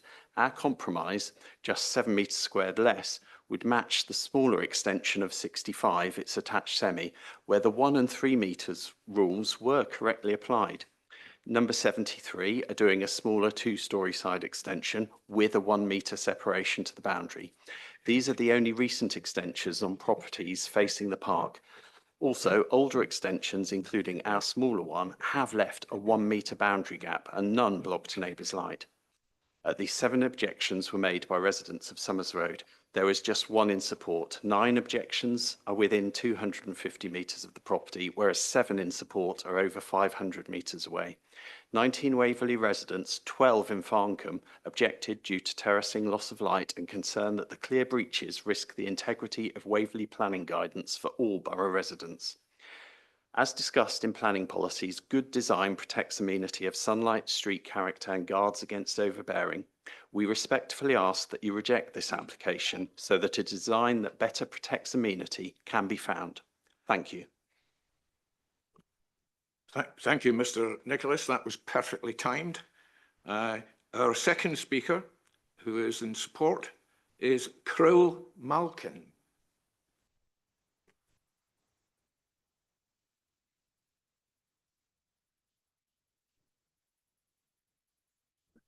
Good evening, Mr. Malkin. If you could introduce yourself, and you have 4 minutes from the start of your speech. Thank you.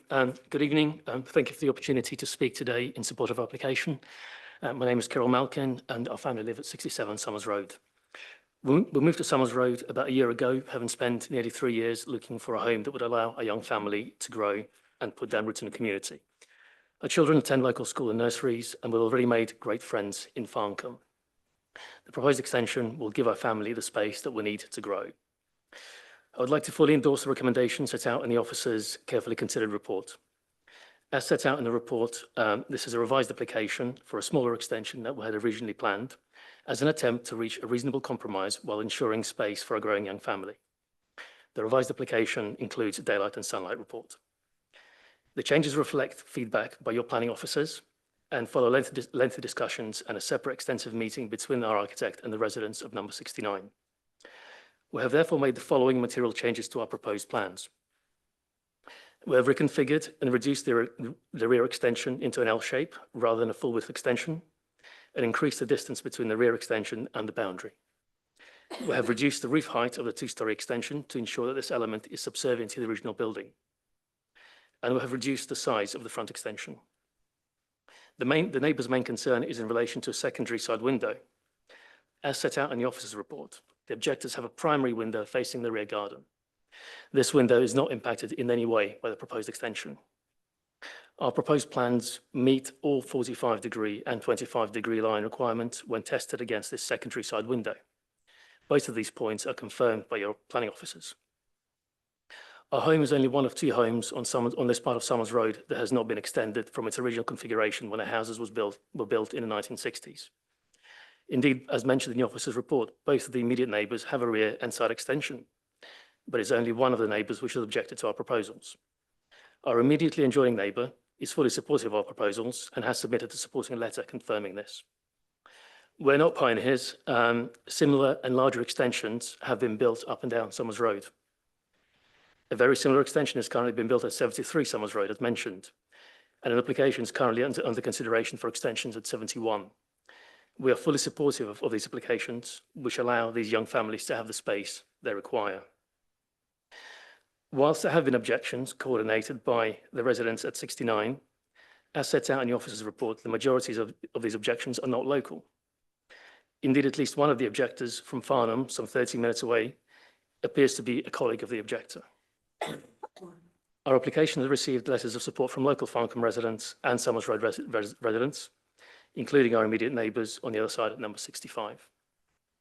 To conclude, we hope that members would support the officer's recommendation for this revised application and grant planning permission. Thank you. Thank you, Mr. Malkin. We now move to any technical questions the members of the committee may wish to put to the case officer. Councillor Coburn. Yes, can we just have clarity, please, on the separation, because that's obviously what we're looking at. Could we have a, with some of the diagrams up so that we can really understand the impact of this and the size? Thank you.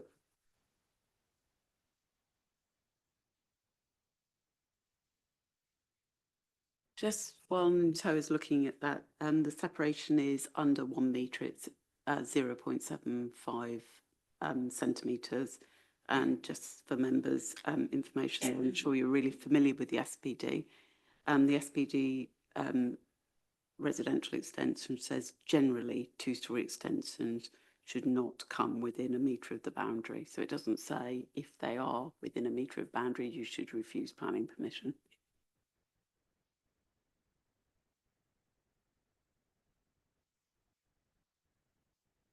If there are no other technical questions, we will move to the debate. Councillor Rubini.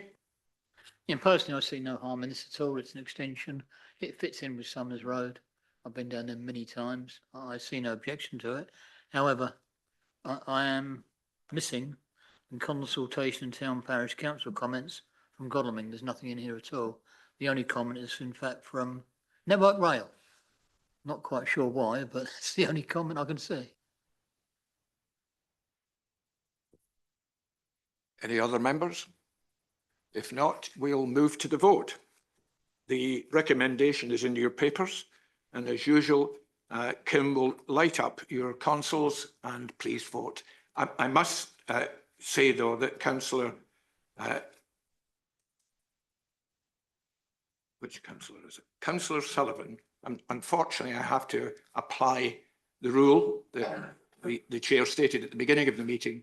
If you're not present for every minute of the presentation, you cannot vote. I needed the loo. Apologies.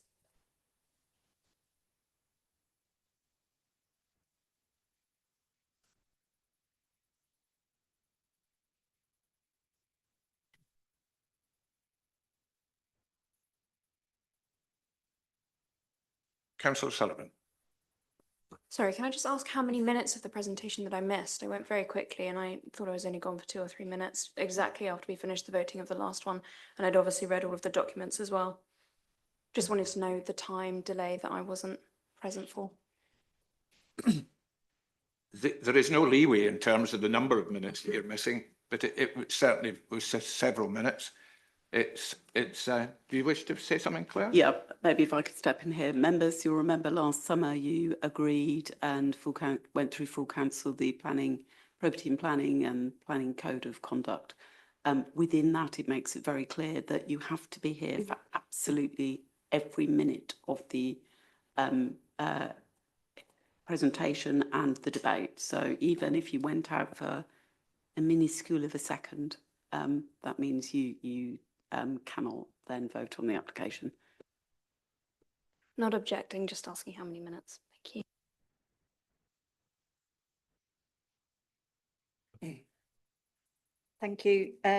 Going back to the vote was 9 in favour, none against and no abstentions. Thank you. We welcome the chair back to the dais.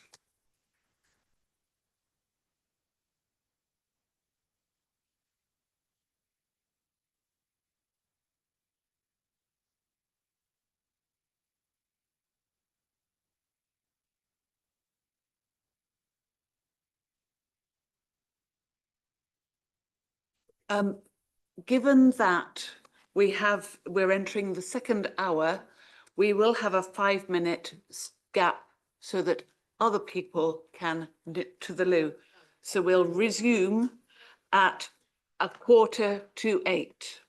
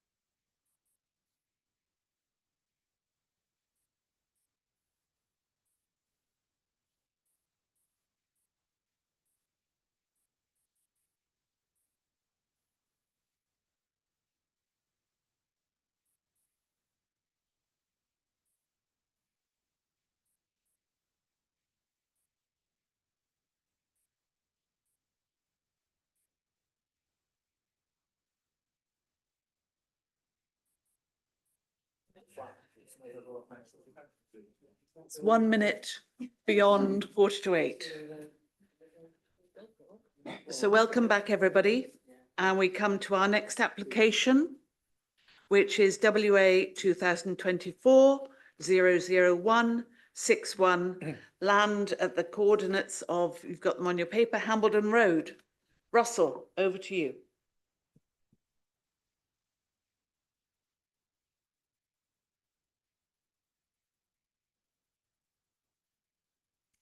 Good evening, members. So this is an application at, well, the address is a bit complicated, but it's effectively at Hambledon Football Club,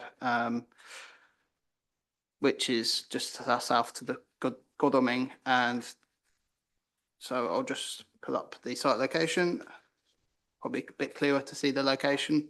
So the site is an agricultural field to the south of Hambledon Football Club, on the east side of Hambledon Road, to the north of Hambledon itself.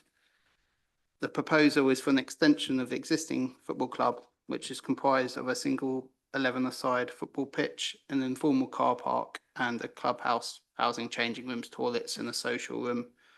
Hambledon FC have been on their current site, known as Badger Park, since 1954. So the site itself, which you can see on the left there, is bounded by native hedgerows on three sides, with wire fencing running along the eastern edge of the site, and slopes down from north to south and also from east to west. Access is per the long-standing established entry point from Hambledon Road to the west. So you can see that marked as gate on the right-hand side of that plan. So this application is for the change of use of that agricultural field to 11-a-side football pitch with goalpost team dugouts that will be removed at the end of each season and reinstated at the start of the next. You can see them at the bottom there. And there's associated 30-space car park to be constructed on a grass reinforcement grid system adjacent to Hambledon Road. The proposed pitch itself is to be natural turf with cut and fill earthworks. In terms of the usage of that pitch, there are currently matches on Saturday afternoons and Sunday mornings on the existing pitch, and then the proposed pitch would be used on Saturday mornings and at least one midweek training session between 6:30 and 8:30. In terms of other works, native hedgerows are going to be planted on all sides of the proposed car park, and as well as trees in between the car park and the football pitch, in addition to more hedgerows close to the bridleway, which is to the south or to the left as that plan appears, and also to the eastern boundary. Just to clarify a point about floodlighting, that was raised in quite a lot of objections.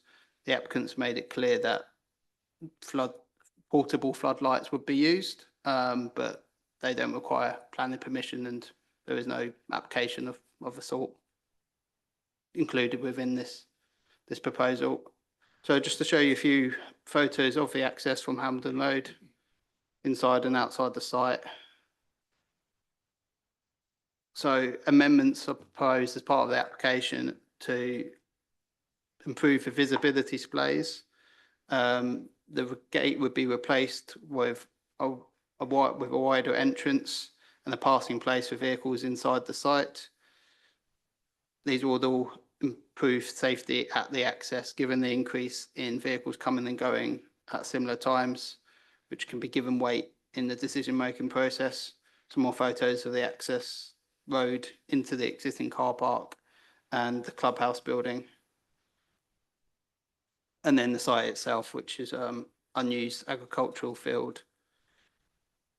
It is grade 3 agricultural land, which means it has moderate limitations that affect the choice of crops to be grown, the timing and type of cultivation and harvesting. Just quickly show you photos of the dugouts that are on site, which are fairly similar to the ones that are going to be installed, where the ones to be installed are to be temporary, as previously referred to. So just quick list of constraints. I'll just point out it is flood zone 1, but in terms of the surface water risk, it's medium to low. There's an area of that runs through the site. It's just a consultation undertaken. And the reason why it's come to Plans Committee today, in terms of the call in from Councillor Atkins, I would just highlight the letters of support from the Parish Council, Sport England, Surrey FA and the Council's own Green Space Manager, given the need, which I'll touch upon in a minute. I just quickly outlined the comments as well from the Surrey Hills AONB Planning Advisor, which I will touch on in more detail in a minute. So the recommendation today is for approval. In terms of the need in the borough, there is a lack of suitable facilities to play on. Hambledon FC currently have 5 adult 11-a-side teams, and 1 pitch is not enough to cover all their requirements. And it is also proposed that Milford Pumas, who have several youth teams, would use a pitch, as well as any other grassroots clubs who may have a need for it. As I said, the Surrey Hills ONB Plan Advisor has identified limited harm to the openness of the Greenbelt and the landscape designations, which he considers and officers consider would be outweighed by the social wellbeing benefits to the local community and the football clubs themselves. The proposal is not considered to cause any adverse effect on residential amenity, given the existing use of the site as a football club. And as stated there, the proposal would take the opportunity to enhance the access to the site and the landscaping, as well as protecting wildlife. Thank you. Thank you, Russell. We have several speakers. The first is another Russell, Mr. Russell Jewell. Mr. Jewell, if you'd introduce yourself, and then you have 4 minutes to speak. Thank you.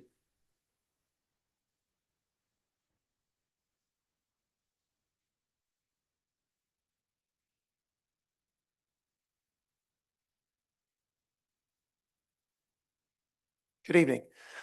I'm Russell Jewell. I live at Horsehatches, Potters Hill, GU84DW, which is a property which is immediately adjacent to the subject site. I'd like to begin by giving some context to the many, many objections that have been made to these proposals. Firstly, this land sits within the Greenbelt, the AONB, and within the Surrey Hills National Landscape, which has afforded equal protection to that of a national park.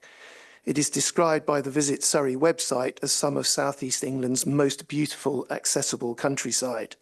This is a very special landscape, and the fact that it will be damaged by the proposals does not seem to me to be very much in dispute.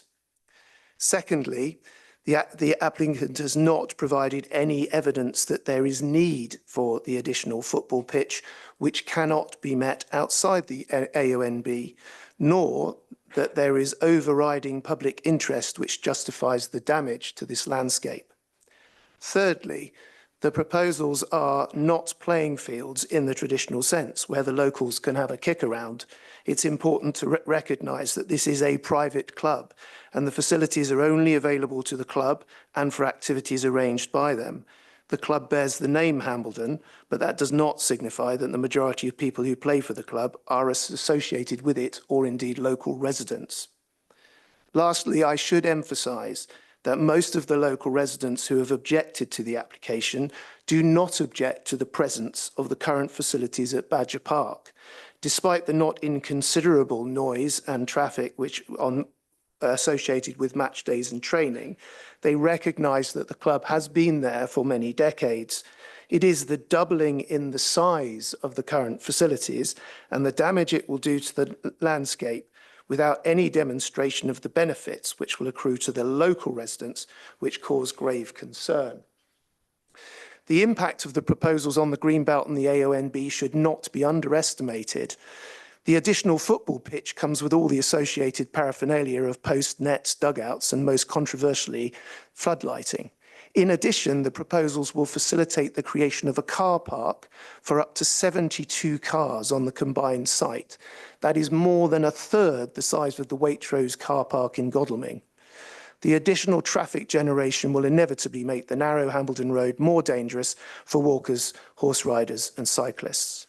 To accommodate this number of vehicles, the Highways Authority are insisting that covered bike storage and EV chargers are installed, the entrance to Badger Park is widened, and that the roadways within the site are hard and bonded surfaces. All of this will have a radical urbanising impact on the landscape. The noise which will be generated by the expanded facility is a major concern for the residents and the neighbouring properties. While the club have indicated that there will only be a limited amount of additional use of the facilities, there are no restrictions proposed on the number of matches, training sessions, nor the hours of operation. Lastly, Bridleway 131 runs along the southern boundary of the site. The prospect of football being played immediately adjacent to this is of considerable concern to horse riders, both because of the noise and the possibility of horses being hit or startled by footballs. The National Planning Policy Framework sets a very high bar for allowing change of use within the AONB and Green Belt. There seemed to be little doubt that, as confirmed by the Surrey Hills AONB advisor, these proposals, I quote, would not conserve or enhance the Surrey Hills AONB in conflict with government NPPF policy. It is therefore necessary for the applicants to show that there are very special circumstances and an overriding public interest because the proposals would benefit social well-being of the residents. We maintain that that has not been shown and there will not be substantial benefit to local residents, and therefore we would ask you to turn down this planning application. Thank you. Thank you, Mr. Jewell. And now we have Mr. Kiley, who is also going to speak, and you please introduce yourself, and then you also have 4 minutes.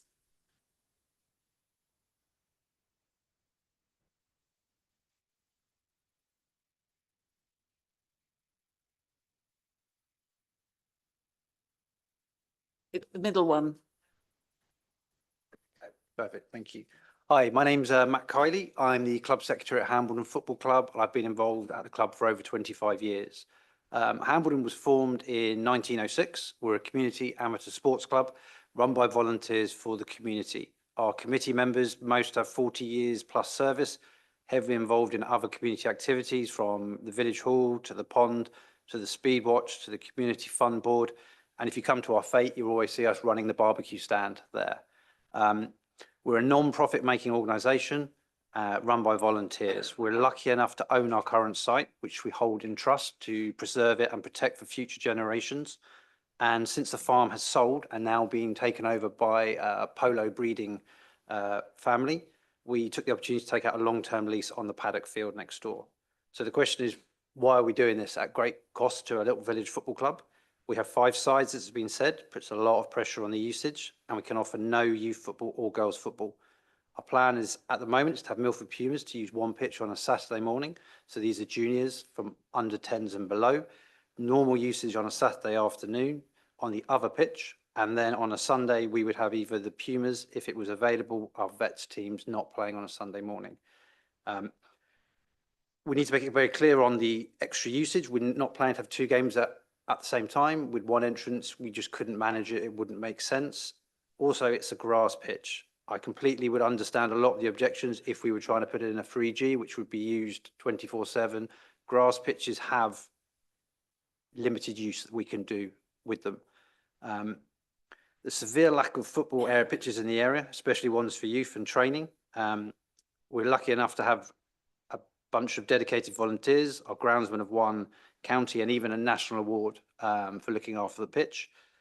We think that we will really improve the area by turning it from a disused brownfield site into a well-maintained grass pitch. A lot of the arguments are against on the car parking. It is actually only 30 spaces, so I need to correct on that. And that really is to satisfy existing use. So we have a very small car park at the moment. We don't want users parking out on the road or on residents' drives, so we do everything we can to park in-field. So our plan is to have our players parking there to give more space for anyone who is watching or dropping people off. With regards to area of outstanding natural beauty and farming, we actually played football there first. So there is a precedent of football being played on the site in the early 50s before moving to Badger Park in 54. So football has been played on the site before. It's a disused site at the moment. Our groundsman is very green-fingered. We've put 30 trees plus on our current site and look to add to that. Likewise, he's got big plans to do the same on the new site with the hedgerows and put in some new trees. With regards to farming, the farm has been sold to a polo. It's very expensive polo breeding horses there. So the choice is here, do we want youth people, kids playing football, or do we want expensive breeding polo horses on the site? With regards to the training, we do have portable lights, which actually were funded by the councillor's fund. So many thanks for that.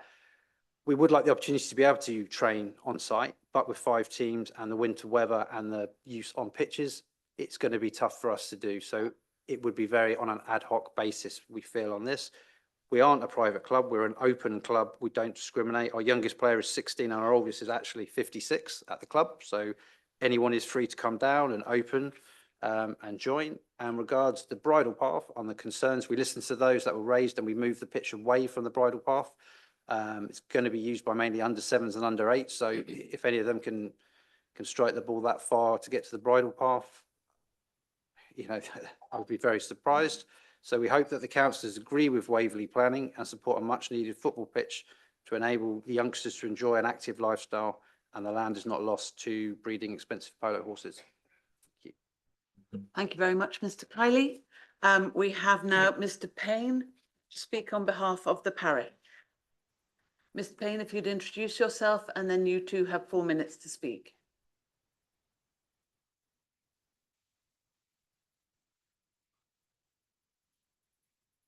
Thank you. My name is Stuart Payne. I'm the chair of Hambledon Parish Council.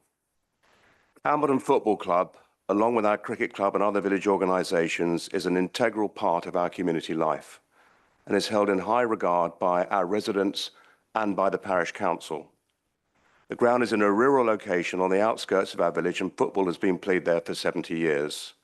The ground was offered by a local farming family back in 1954 on a gentleman's agreement. More recently, the club was able to purchase this field and only then was it able to fundraise to provide a new pavilion and other much-needed improvements. The parish council was very much a part of this and the project received widespread support from villagers, financial and otherwise. The club has now been given a 15-year lease of an adjacent field owned by the same family, and the club advises that this gives it an opportunity to have a second grass pitch, not least to reduce the playing impact on its existing pitch. The village has been assured by the club that only one pitch will be in use at any one time. There will be no major increase in the number of games played. There is no new permanent infrastructure, although some additional parking, but not the 72 places that have been previously mentioned. The parish council has considered this proposal in detail, has responded to the original application and to the subsequent amendments, noting that a training pitch has been removed from the application. Aware that the proposal has attracted a lot of support, but also a number of objections, principally those living close by, but very few immediately by, it has listened to both sides in public sessions of the council, encouraged them to meet to discuss their issues. The application before Waverley councillors now is the result of amendments the club has agreed to. The parish council notes that the club will continue to use only its existing built facilities, and the proposed new pitch will have no permanent infrastructure. Many villagers have written in support of the application, and it is the duty of the parish council to consider its responses on behalf of the whole village and not just those living close by. Nevertheless, it does ask that members consider if any guarantees can be obtained from the club on frequency of additional games and timings to the satisfaction of all. It notes that the proposed portable lighting is not a planning consideration, but asks if limitations on use can be considered and that noise levels are monitored if deemed necessary. Given this, Hambledon Parish Council raises no objection to this application, but nor is it giving direct support. The application requires careful consideration of the policy and technical issues beyond its remit and which can only be adjudged by the planning authority, particularly in relation to the Green Belt and the National Landscape, formerly AONB. Instead, we resolved to comment on the application. Members will have seen that local objectors have engaged a planning consultancy to produce a report. It should be pointed out that this is to support the objections, and in this regard, we cannot regard it as being objective. Much is made of the report of the club being private, and that many living outside Hambledon will be the beneficiaries of the new club. The parish council believes the football club, like our cricket club and other facilities, is open to all. Of course, some players will live outside our small village. Immediately opposite the application site is the West Surrey Golf Course, and I'm sure many of its members travel some distance to play there. Hambledon as a community welcomes inclusivity, residents and visitors alike, and no facility, our community shop, nursery school, pub, cricket or football club could survive by existing for villagers alone. The document refers to a recent refusal for a house on a field opposite the football ground. We do not see this as a direct relevance, as that application was for a new build for the benefit of one householder. And I think I should point out that a photograph lifted by the consultants from Hambledon FC's Facebook page and presumably included to show numerous spectators outside Hambledon's clubhouse is in fact a photo taken at an away game at Chiddingfold and not in Hambledon at all. In conclusion, the parish council supports sports facilities in the village and encourages outdoor activities. This is not just our view, it was the view of the village when we consulted on producing our parish plan. But if the concerns of local objectors can be addressed in determining this application, that would be welcomed. Thank you. Thank you very much, Councillor Payne. And now we come to Councillor Austin to speak on behalf of her ward. Thank you. Councillor Payne has very well covered most of the issues that I was going to cover, so I won't repeat what he said, just other than to comment. It is, I agree, an incredible AONB location, and it's important that it is dealt with sensitively. I will leave it for you to judge on that point, because it does seem the key questions that have been raised by the objectors are harm to the AONB, road safety, and is it overdevelopment? I do query whether we need EV car chargers and whether that's unnecessary urbanisation of this particular spot. But other than that, I would just endorse the comments of Councillor Payne and the AONB officer. Thank you. Thank you very much. So we come to technical questions. Councillor Keane. Councillor Beeman, you have a technical question? Yeah, just a simple question, really. I see the application refers to temporary team dugouts. Could someone define what temporary means? Okay, so thank you for your question there, councillor. So temporary means that they would just be in place for the duration of the football season and then removed when the pitch is not in use outside the season. Any other technical questions? No. So we come, I beg your pardon, Councillor Clark. Thank you, Chair.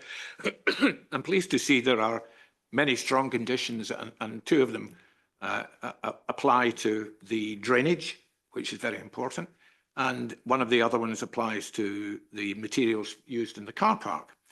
But however, I don't see a condition regarding the operating hours, which I find a little unusual. Could the case officer perhaps comment on that? Thank you, Councillor Clark. So this is a grass football pitch that is likely to only be used in daylight hours, and then with some floodlighting. It's an existing football club.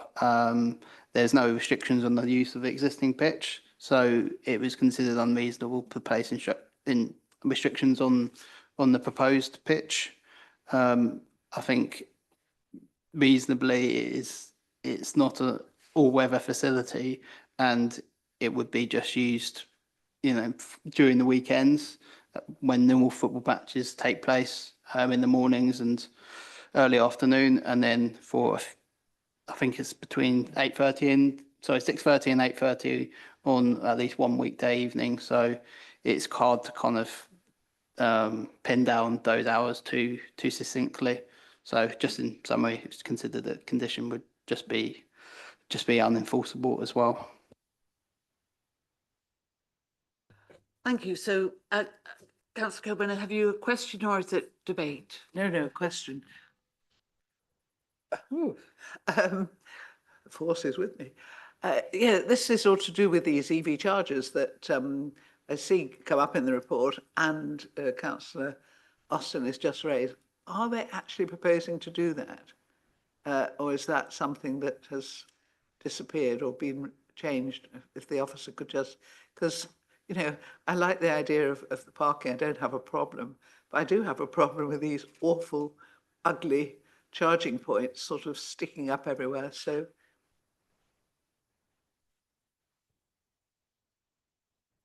Thank you for your question. So I had discussions when the matter of EV charging points came up with the applicant, and I think it was decided that to put in electricity supply for EV charging points would be harmful to the rural character of the site. On that basis, we considered it would be unreasonable to add a condition in to put in electric charging points.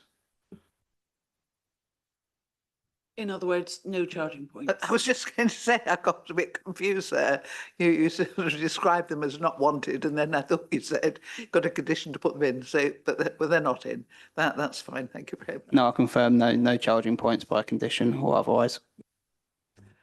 So we come to a time of discussion. Just for, if I could say a few words, I'm Farncombe resident, and I'm very familiar with Farncombe Football Club and the issues and problems they have with their grass, because they have so many people wanting to play and grass doesn't last all year when it's being played on.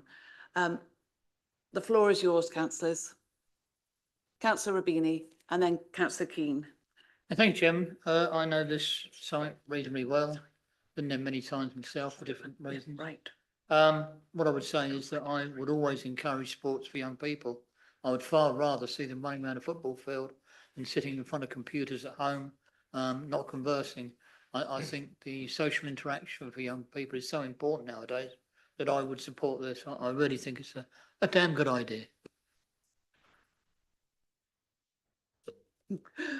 Councillor Keane. Well, I'm sure Councillor Rabini is going to be very surprised to know that I support this. I hate football, but I totally support this scheme because, you know, many of the football clubs now struggle to actually provide the facilities for all the young kids that want to play, girls and boys. And it can only be to the good to get them out there in the fresh air. You know, this is being talked about all the time. So I'm very supportive of this. And I know that it's in ALGV and what have you in Greenbelt, but it's an old field. And, you know, if it can be turned into something good and for the children, adults alike, but especially for children, I think it's a very good thing. Regarding the floodlights, I mean, I don't think football goes on much later than 8 o'clock in the evening. So it's not that it's going to be a big floodlit area for way into late in the evening. So, you know, I hope everybody supports this because 78 people said they're for it. So, you know, I think that speaks for itself, really. So I think it's a really good scheme. Thank you. Councillor Sullivan and then Councillor Davidson. I fully agree with the previous councillors and their statements. I absolutely adore Hambledon, and I hope that one day when I'm a little bit older, I can definitely afford to live there.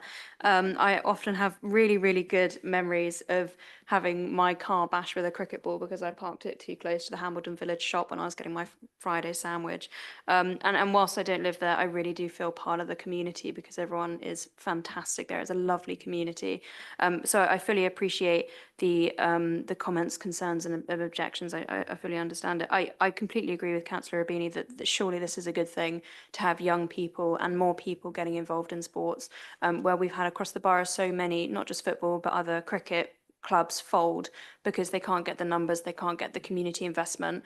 And whereas if this was a sort of outside football club that wasn't so integrated within the local community, I would say, please can we push, not as a planning condition, but something as an advisory to get the local club more involved. I don't think that's the case. That I think we have a local club that's an integral part of the community, and it's a great community. And I'd say with so many clubs folding, this has got to be a good thing. Thank you very much. Councillor Davidson. Thank you, Chair. Well, I'm probably in danger of repeating what has already been said around the room.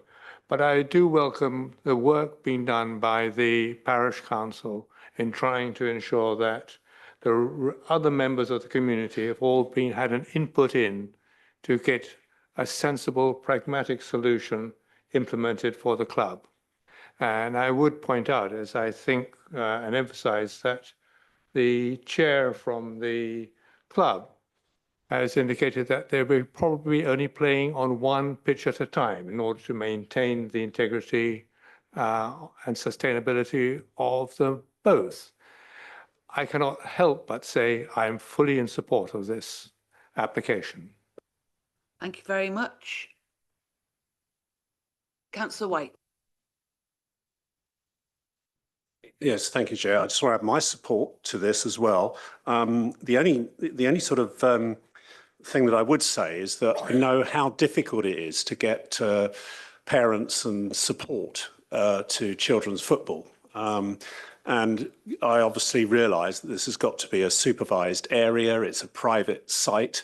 But the other side to that is that I would really want to encourage as many young people to be able to use this as possible. So I would just say to the applicant and those organising, I wish you every success in your endeavours, and hopefully you can get a lot of support to help you run as many football sessions as you possibly can. Well done.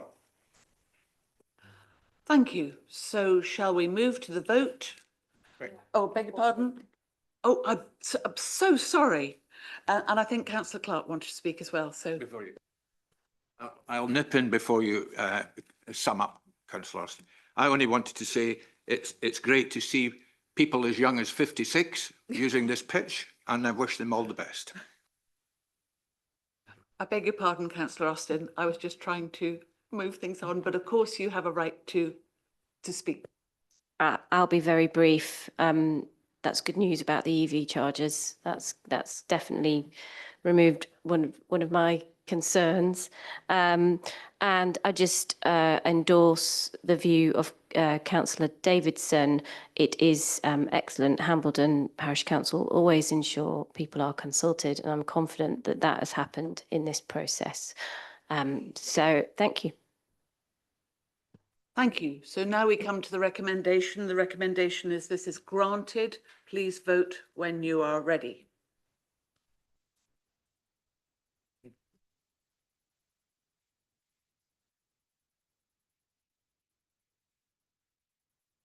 Thank you. That's 11 in favour, no abstentions, none against. Thank you very much. So that is carried unanimously. Now we come to the next application, which is not subject to public speaking. It is WA 2022. Thank you all very much for attending. WA 2022-00383, land at Boroughs Farm, Jumps Road, Churt in Farnham. Alistair, over to you.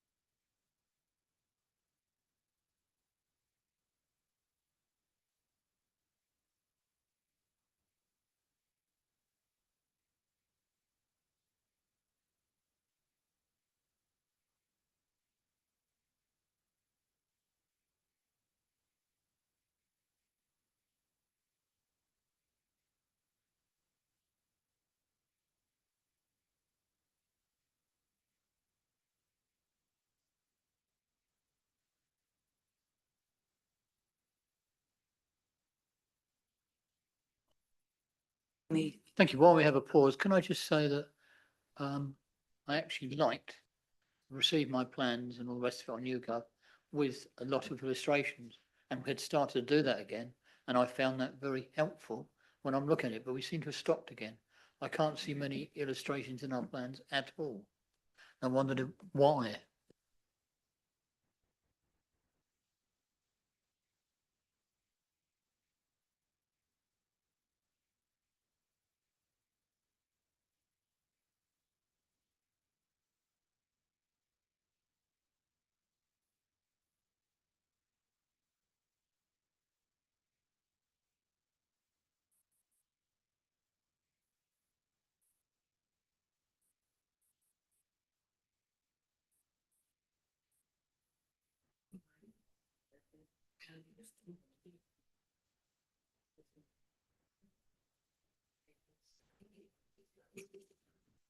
Yes.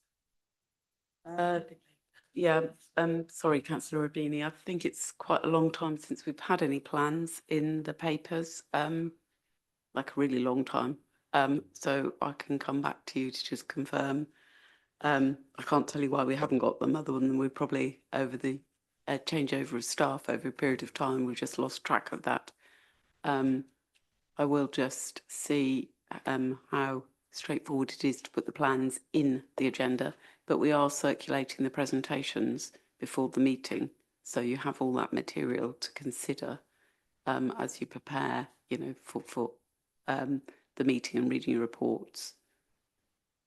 Yeah, thanks. It's mostly I miss the elevations because you know it's difficult to judge a house if you don't actually have the elevations, only descriptions. We've never had elevations, and we couldn't possibly start putting all the elevations in the reports. The agendas would be that big. So we do the presentations that are circulated that should have some of the elevations, but outside that, I think you'll have to just go onto the actual application file if you want to go through every single elevation. Obviously, we can take it away, but prior to your arrival, we did have elevations in.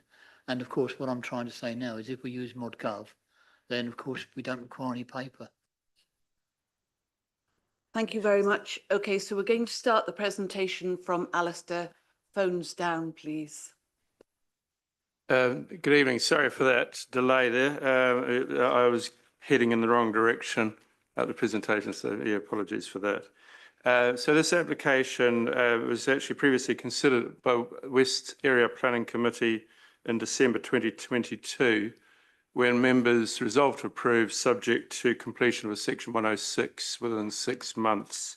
That hasn't been achieved, so the application is being brought back to Planning Committee as we're well outside that period, and there's no delegated powers for officers to issue a decision following completion of Section 106.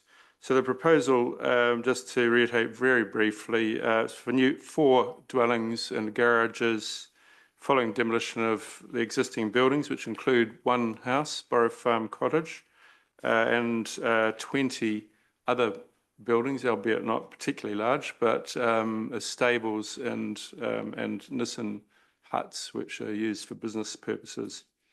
And alongside that, drainage works and realignment of the road with landscaping. So the application is essentially considering whether the extension of time for completion of Section 106 is acceptable.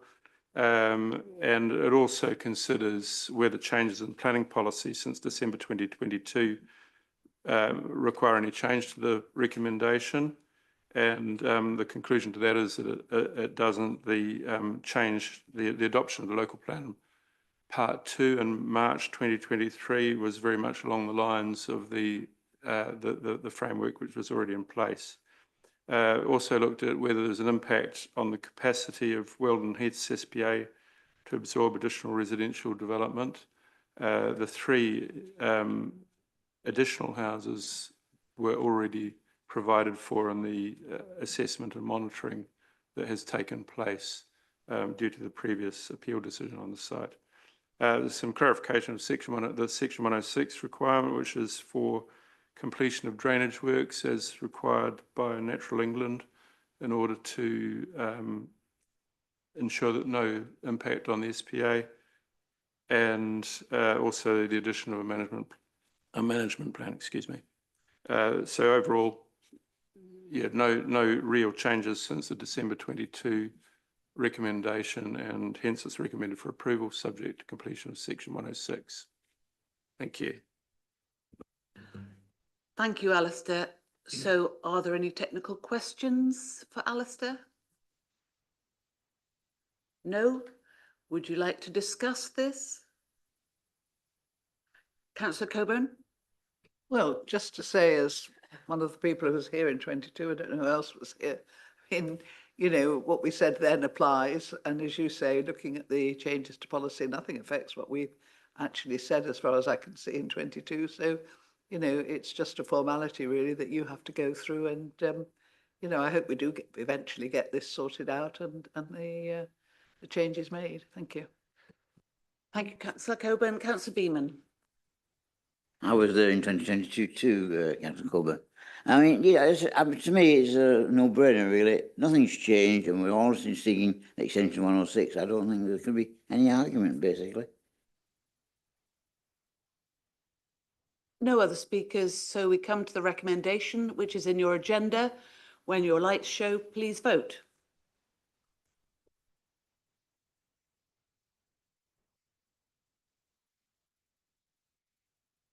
Thank you. That's 12 in favour, no abstentions and none against. Thank you. So that is carried unanimously. And we come to our last agenda item, which is WA 2024-01009, land at Wetwood Farm, Dunsfold. And just allow, Alistair, thank you very much. Russell, thank you very much. And over to you, Sam.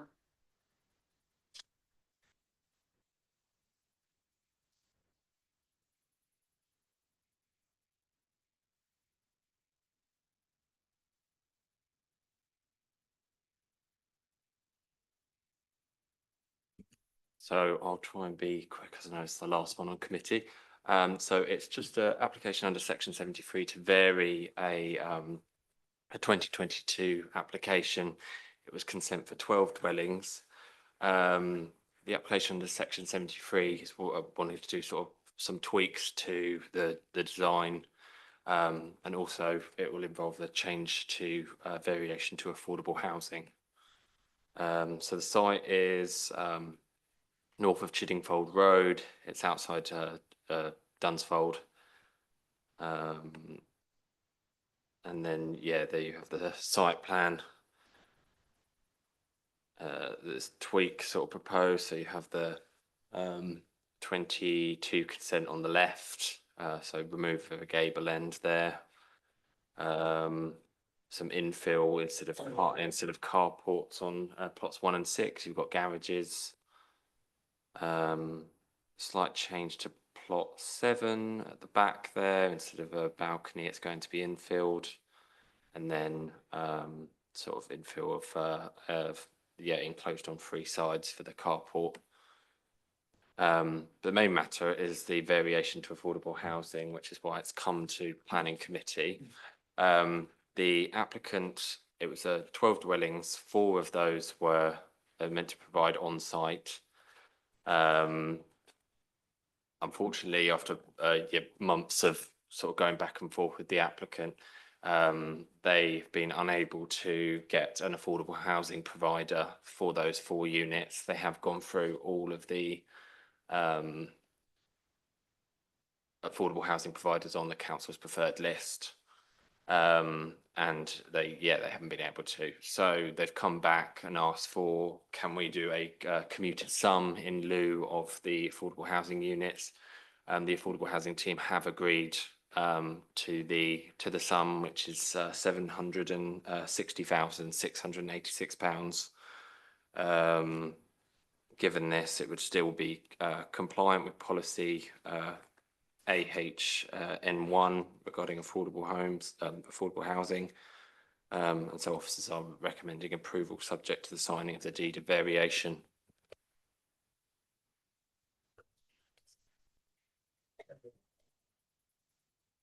Members, it just might be worth me adding that we are not, and it's not only within this borough, it is across Surrey and actually across the whole of the country, seeing the lack of RPs coming forward to take up 106 schemes on development. So it is a problem that isn't, whilst it affects this site, it isn't just this site, and it isn't just this borough that is experiencing this. The reason in part for this is our RPs are not receiving funding in this, or Homes England have changed the way they fund affordable housing and are making it preferable for RPs to have Homes England funding for non-106 schemes. The RPs are also needing to spend a significant amount of their monies and focus on retrofits on existing stock, which is restricting their ability to acquire new properties, and also the effect of interest rates has played into this as well. Whilst it is relevant to this application, but just to give you this wider background, myself and Alice and Esther have been involved in discussions through the Chartered Institute for Housing, which have included Homes England and MHCLG, and have presented evidence to MHCLG and Homes England about the impact this is having across Surrey and the impact on planning permissions that have been granted. So that is a matter that's been highlighted and escalated to a national level. But I just thought it was relevant to give you that background because it does then chime with what you're being asked to consider in this application this evening. Thank you, Claire. So are there any questions, firstly? Councillor Davidson. Please excuse my naivety and lack of knowledge here. Could you explain what happens to that money? Does it go to the HRA or does it go into general funds or where? Yeah, so we are lucky enough to be a council that still has our own housing stock and also a programme of house building within the borough. So the commuted sums will be ring fenced within the HRA and across the different services that this affects, so planning, the affordable housing team and then the delivery team. We work together to look at how that money can sensibly be spent and where to make sure that we are doing our utmost to deliver housing to meet the housing needs within the borough.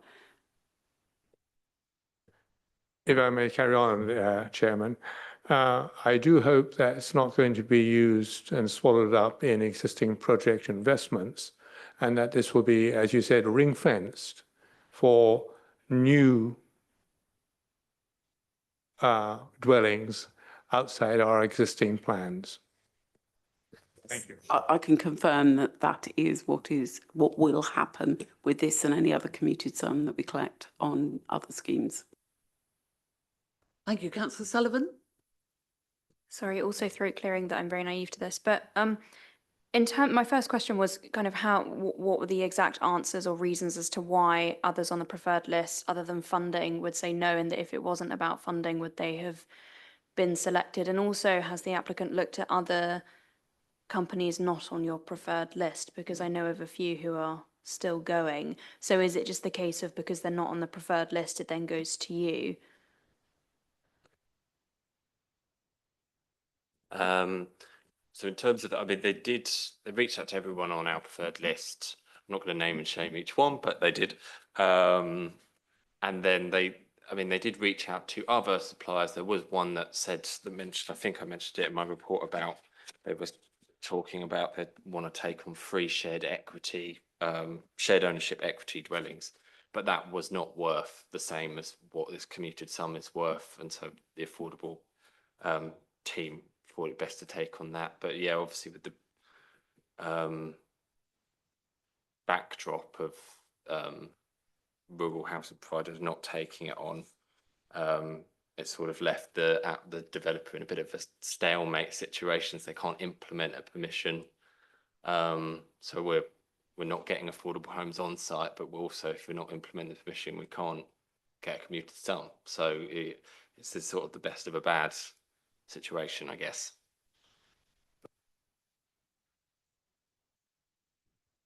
No other questions? So open to debate. Councillor Coburn.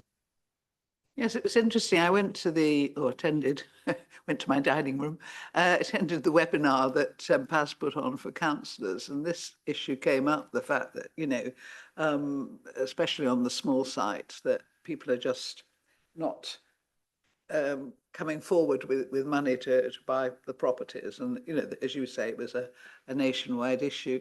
When I was first a councillor, commuted sums were common. You know, the only problem with the commuted sum is finding a space on which to spend that commuted sum, because you know, it's not easy finding land in a borough like Waverley where unless it's donated, you know, where you can actually use that money to build the equivalent number of homes. But you know, given that these people have tried and the national position is difficult at the moment, I think this is as good a solution as we can get. And as whoever it was, oh, it was Claire, wasn't it, or you, Chairman, that, you know, as we actually, you know, are owners of homes that, you know, affordable homes for our residents, that we can at least use that money, you know, wisely for the benefit of our residents. But, you know, it's, I think we all get a little bit worried about the term affordable and what it really means, what people are actually providing now when it says affordable. I think there's a whole new debate, and I'm not quite sure that the revision to the MPPF is going to solve many of the issues, if not create a few more. But, you know, it is important that we deliver these affordable homes. I still think it's got to be socially rented homes, personally. You know, I think that's really where the shortage is. But anyway, given that they've tried hard, given that the officer is telling us they've really done everything, I think they just have to accept the commuted sum. Thank you.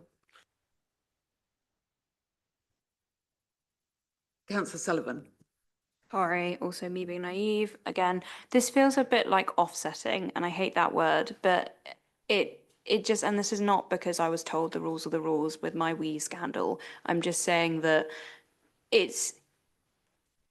what is the process of following up if we do have this sum, and how do we determine? Does it come back to us to determine, or is it just with the council to spend the money and it's sort of gone into the ether to spend for a good cause? Sorry. Yeah, so just to sort of, and obviously we could probably spend the next hour on this subject, so I will try and make it as brief as possible. It's any contribution that we collect through a 106, we very, very carefully make sure that it is then directed to the cause that it was collected for, and that we've got a clear audit trail. So I don't want to go into the process that currently exists around how we allocate affordable housing, but there is an officer working group, and we look at what contributions we've got, what contributions we're likely to have coming in, and making sure that then there's a pipeline of projects that they can be spent on, so that we're not in a position where we, or you, if you ask me how much Section 106 contributions for affordable housing are you sitting on, Claire, I was then saying £5 million or £10 million, and you were saying, well, that's outrageous because we've got X number of people on the housing waiting list. What are you doing? So we have got a robust mechanism in place. We are making some modifications, stroke revisions to that to make sure it is more robust. But just to give members the assurance that if we collect a commuted sum, it is then only used to provide affordable housing. And it is used, though, accepting it might take a period of time for that money to be used because of the time it takes to, you know, identify a project, design a building, and then start the construction to spend the money. Councillor Clark first. Thank you, Chair. We actually have the Vice Chair of the Audit and Risk Committee present in the chamber this evening. So maybe I have a conversation at a later opportunity. I'm not sure allowed to come back, Councillor Sullivan, but, and I could reassure you that should anybody wish to just drive round the Waverley New Housing and the houses that have been retrofitted up at Arons Hill and Oxford Ridge, if you want to see very high standard housing, there's plenty up there. So have we moved to discussion, didn't we? Anybody else who'd like to discuss? No. So shall we move to the recommendation, which is on your agenda? And when the lights show, please vote.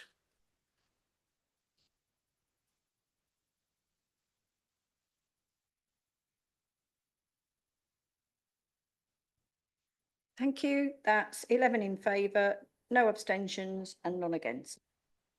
So that too is carried unanimously. And at 8:45, I declare the meeting over. Thank you very much indeed for your patience.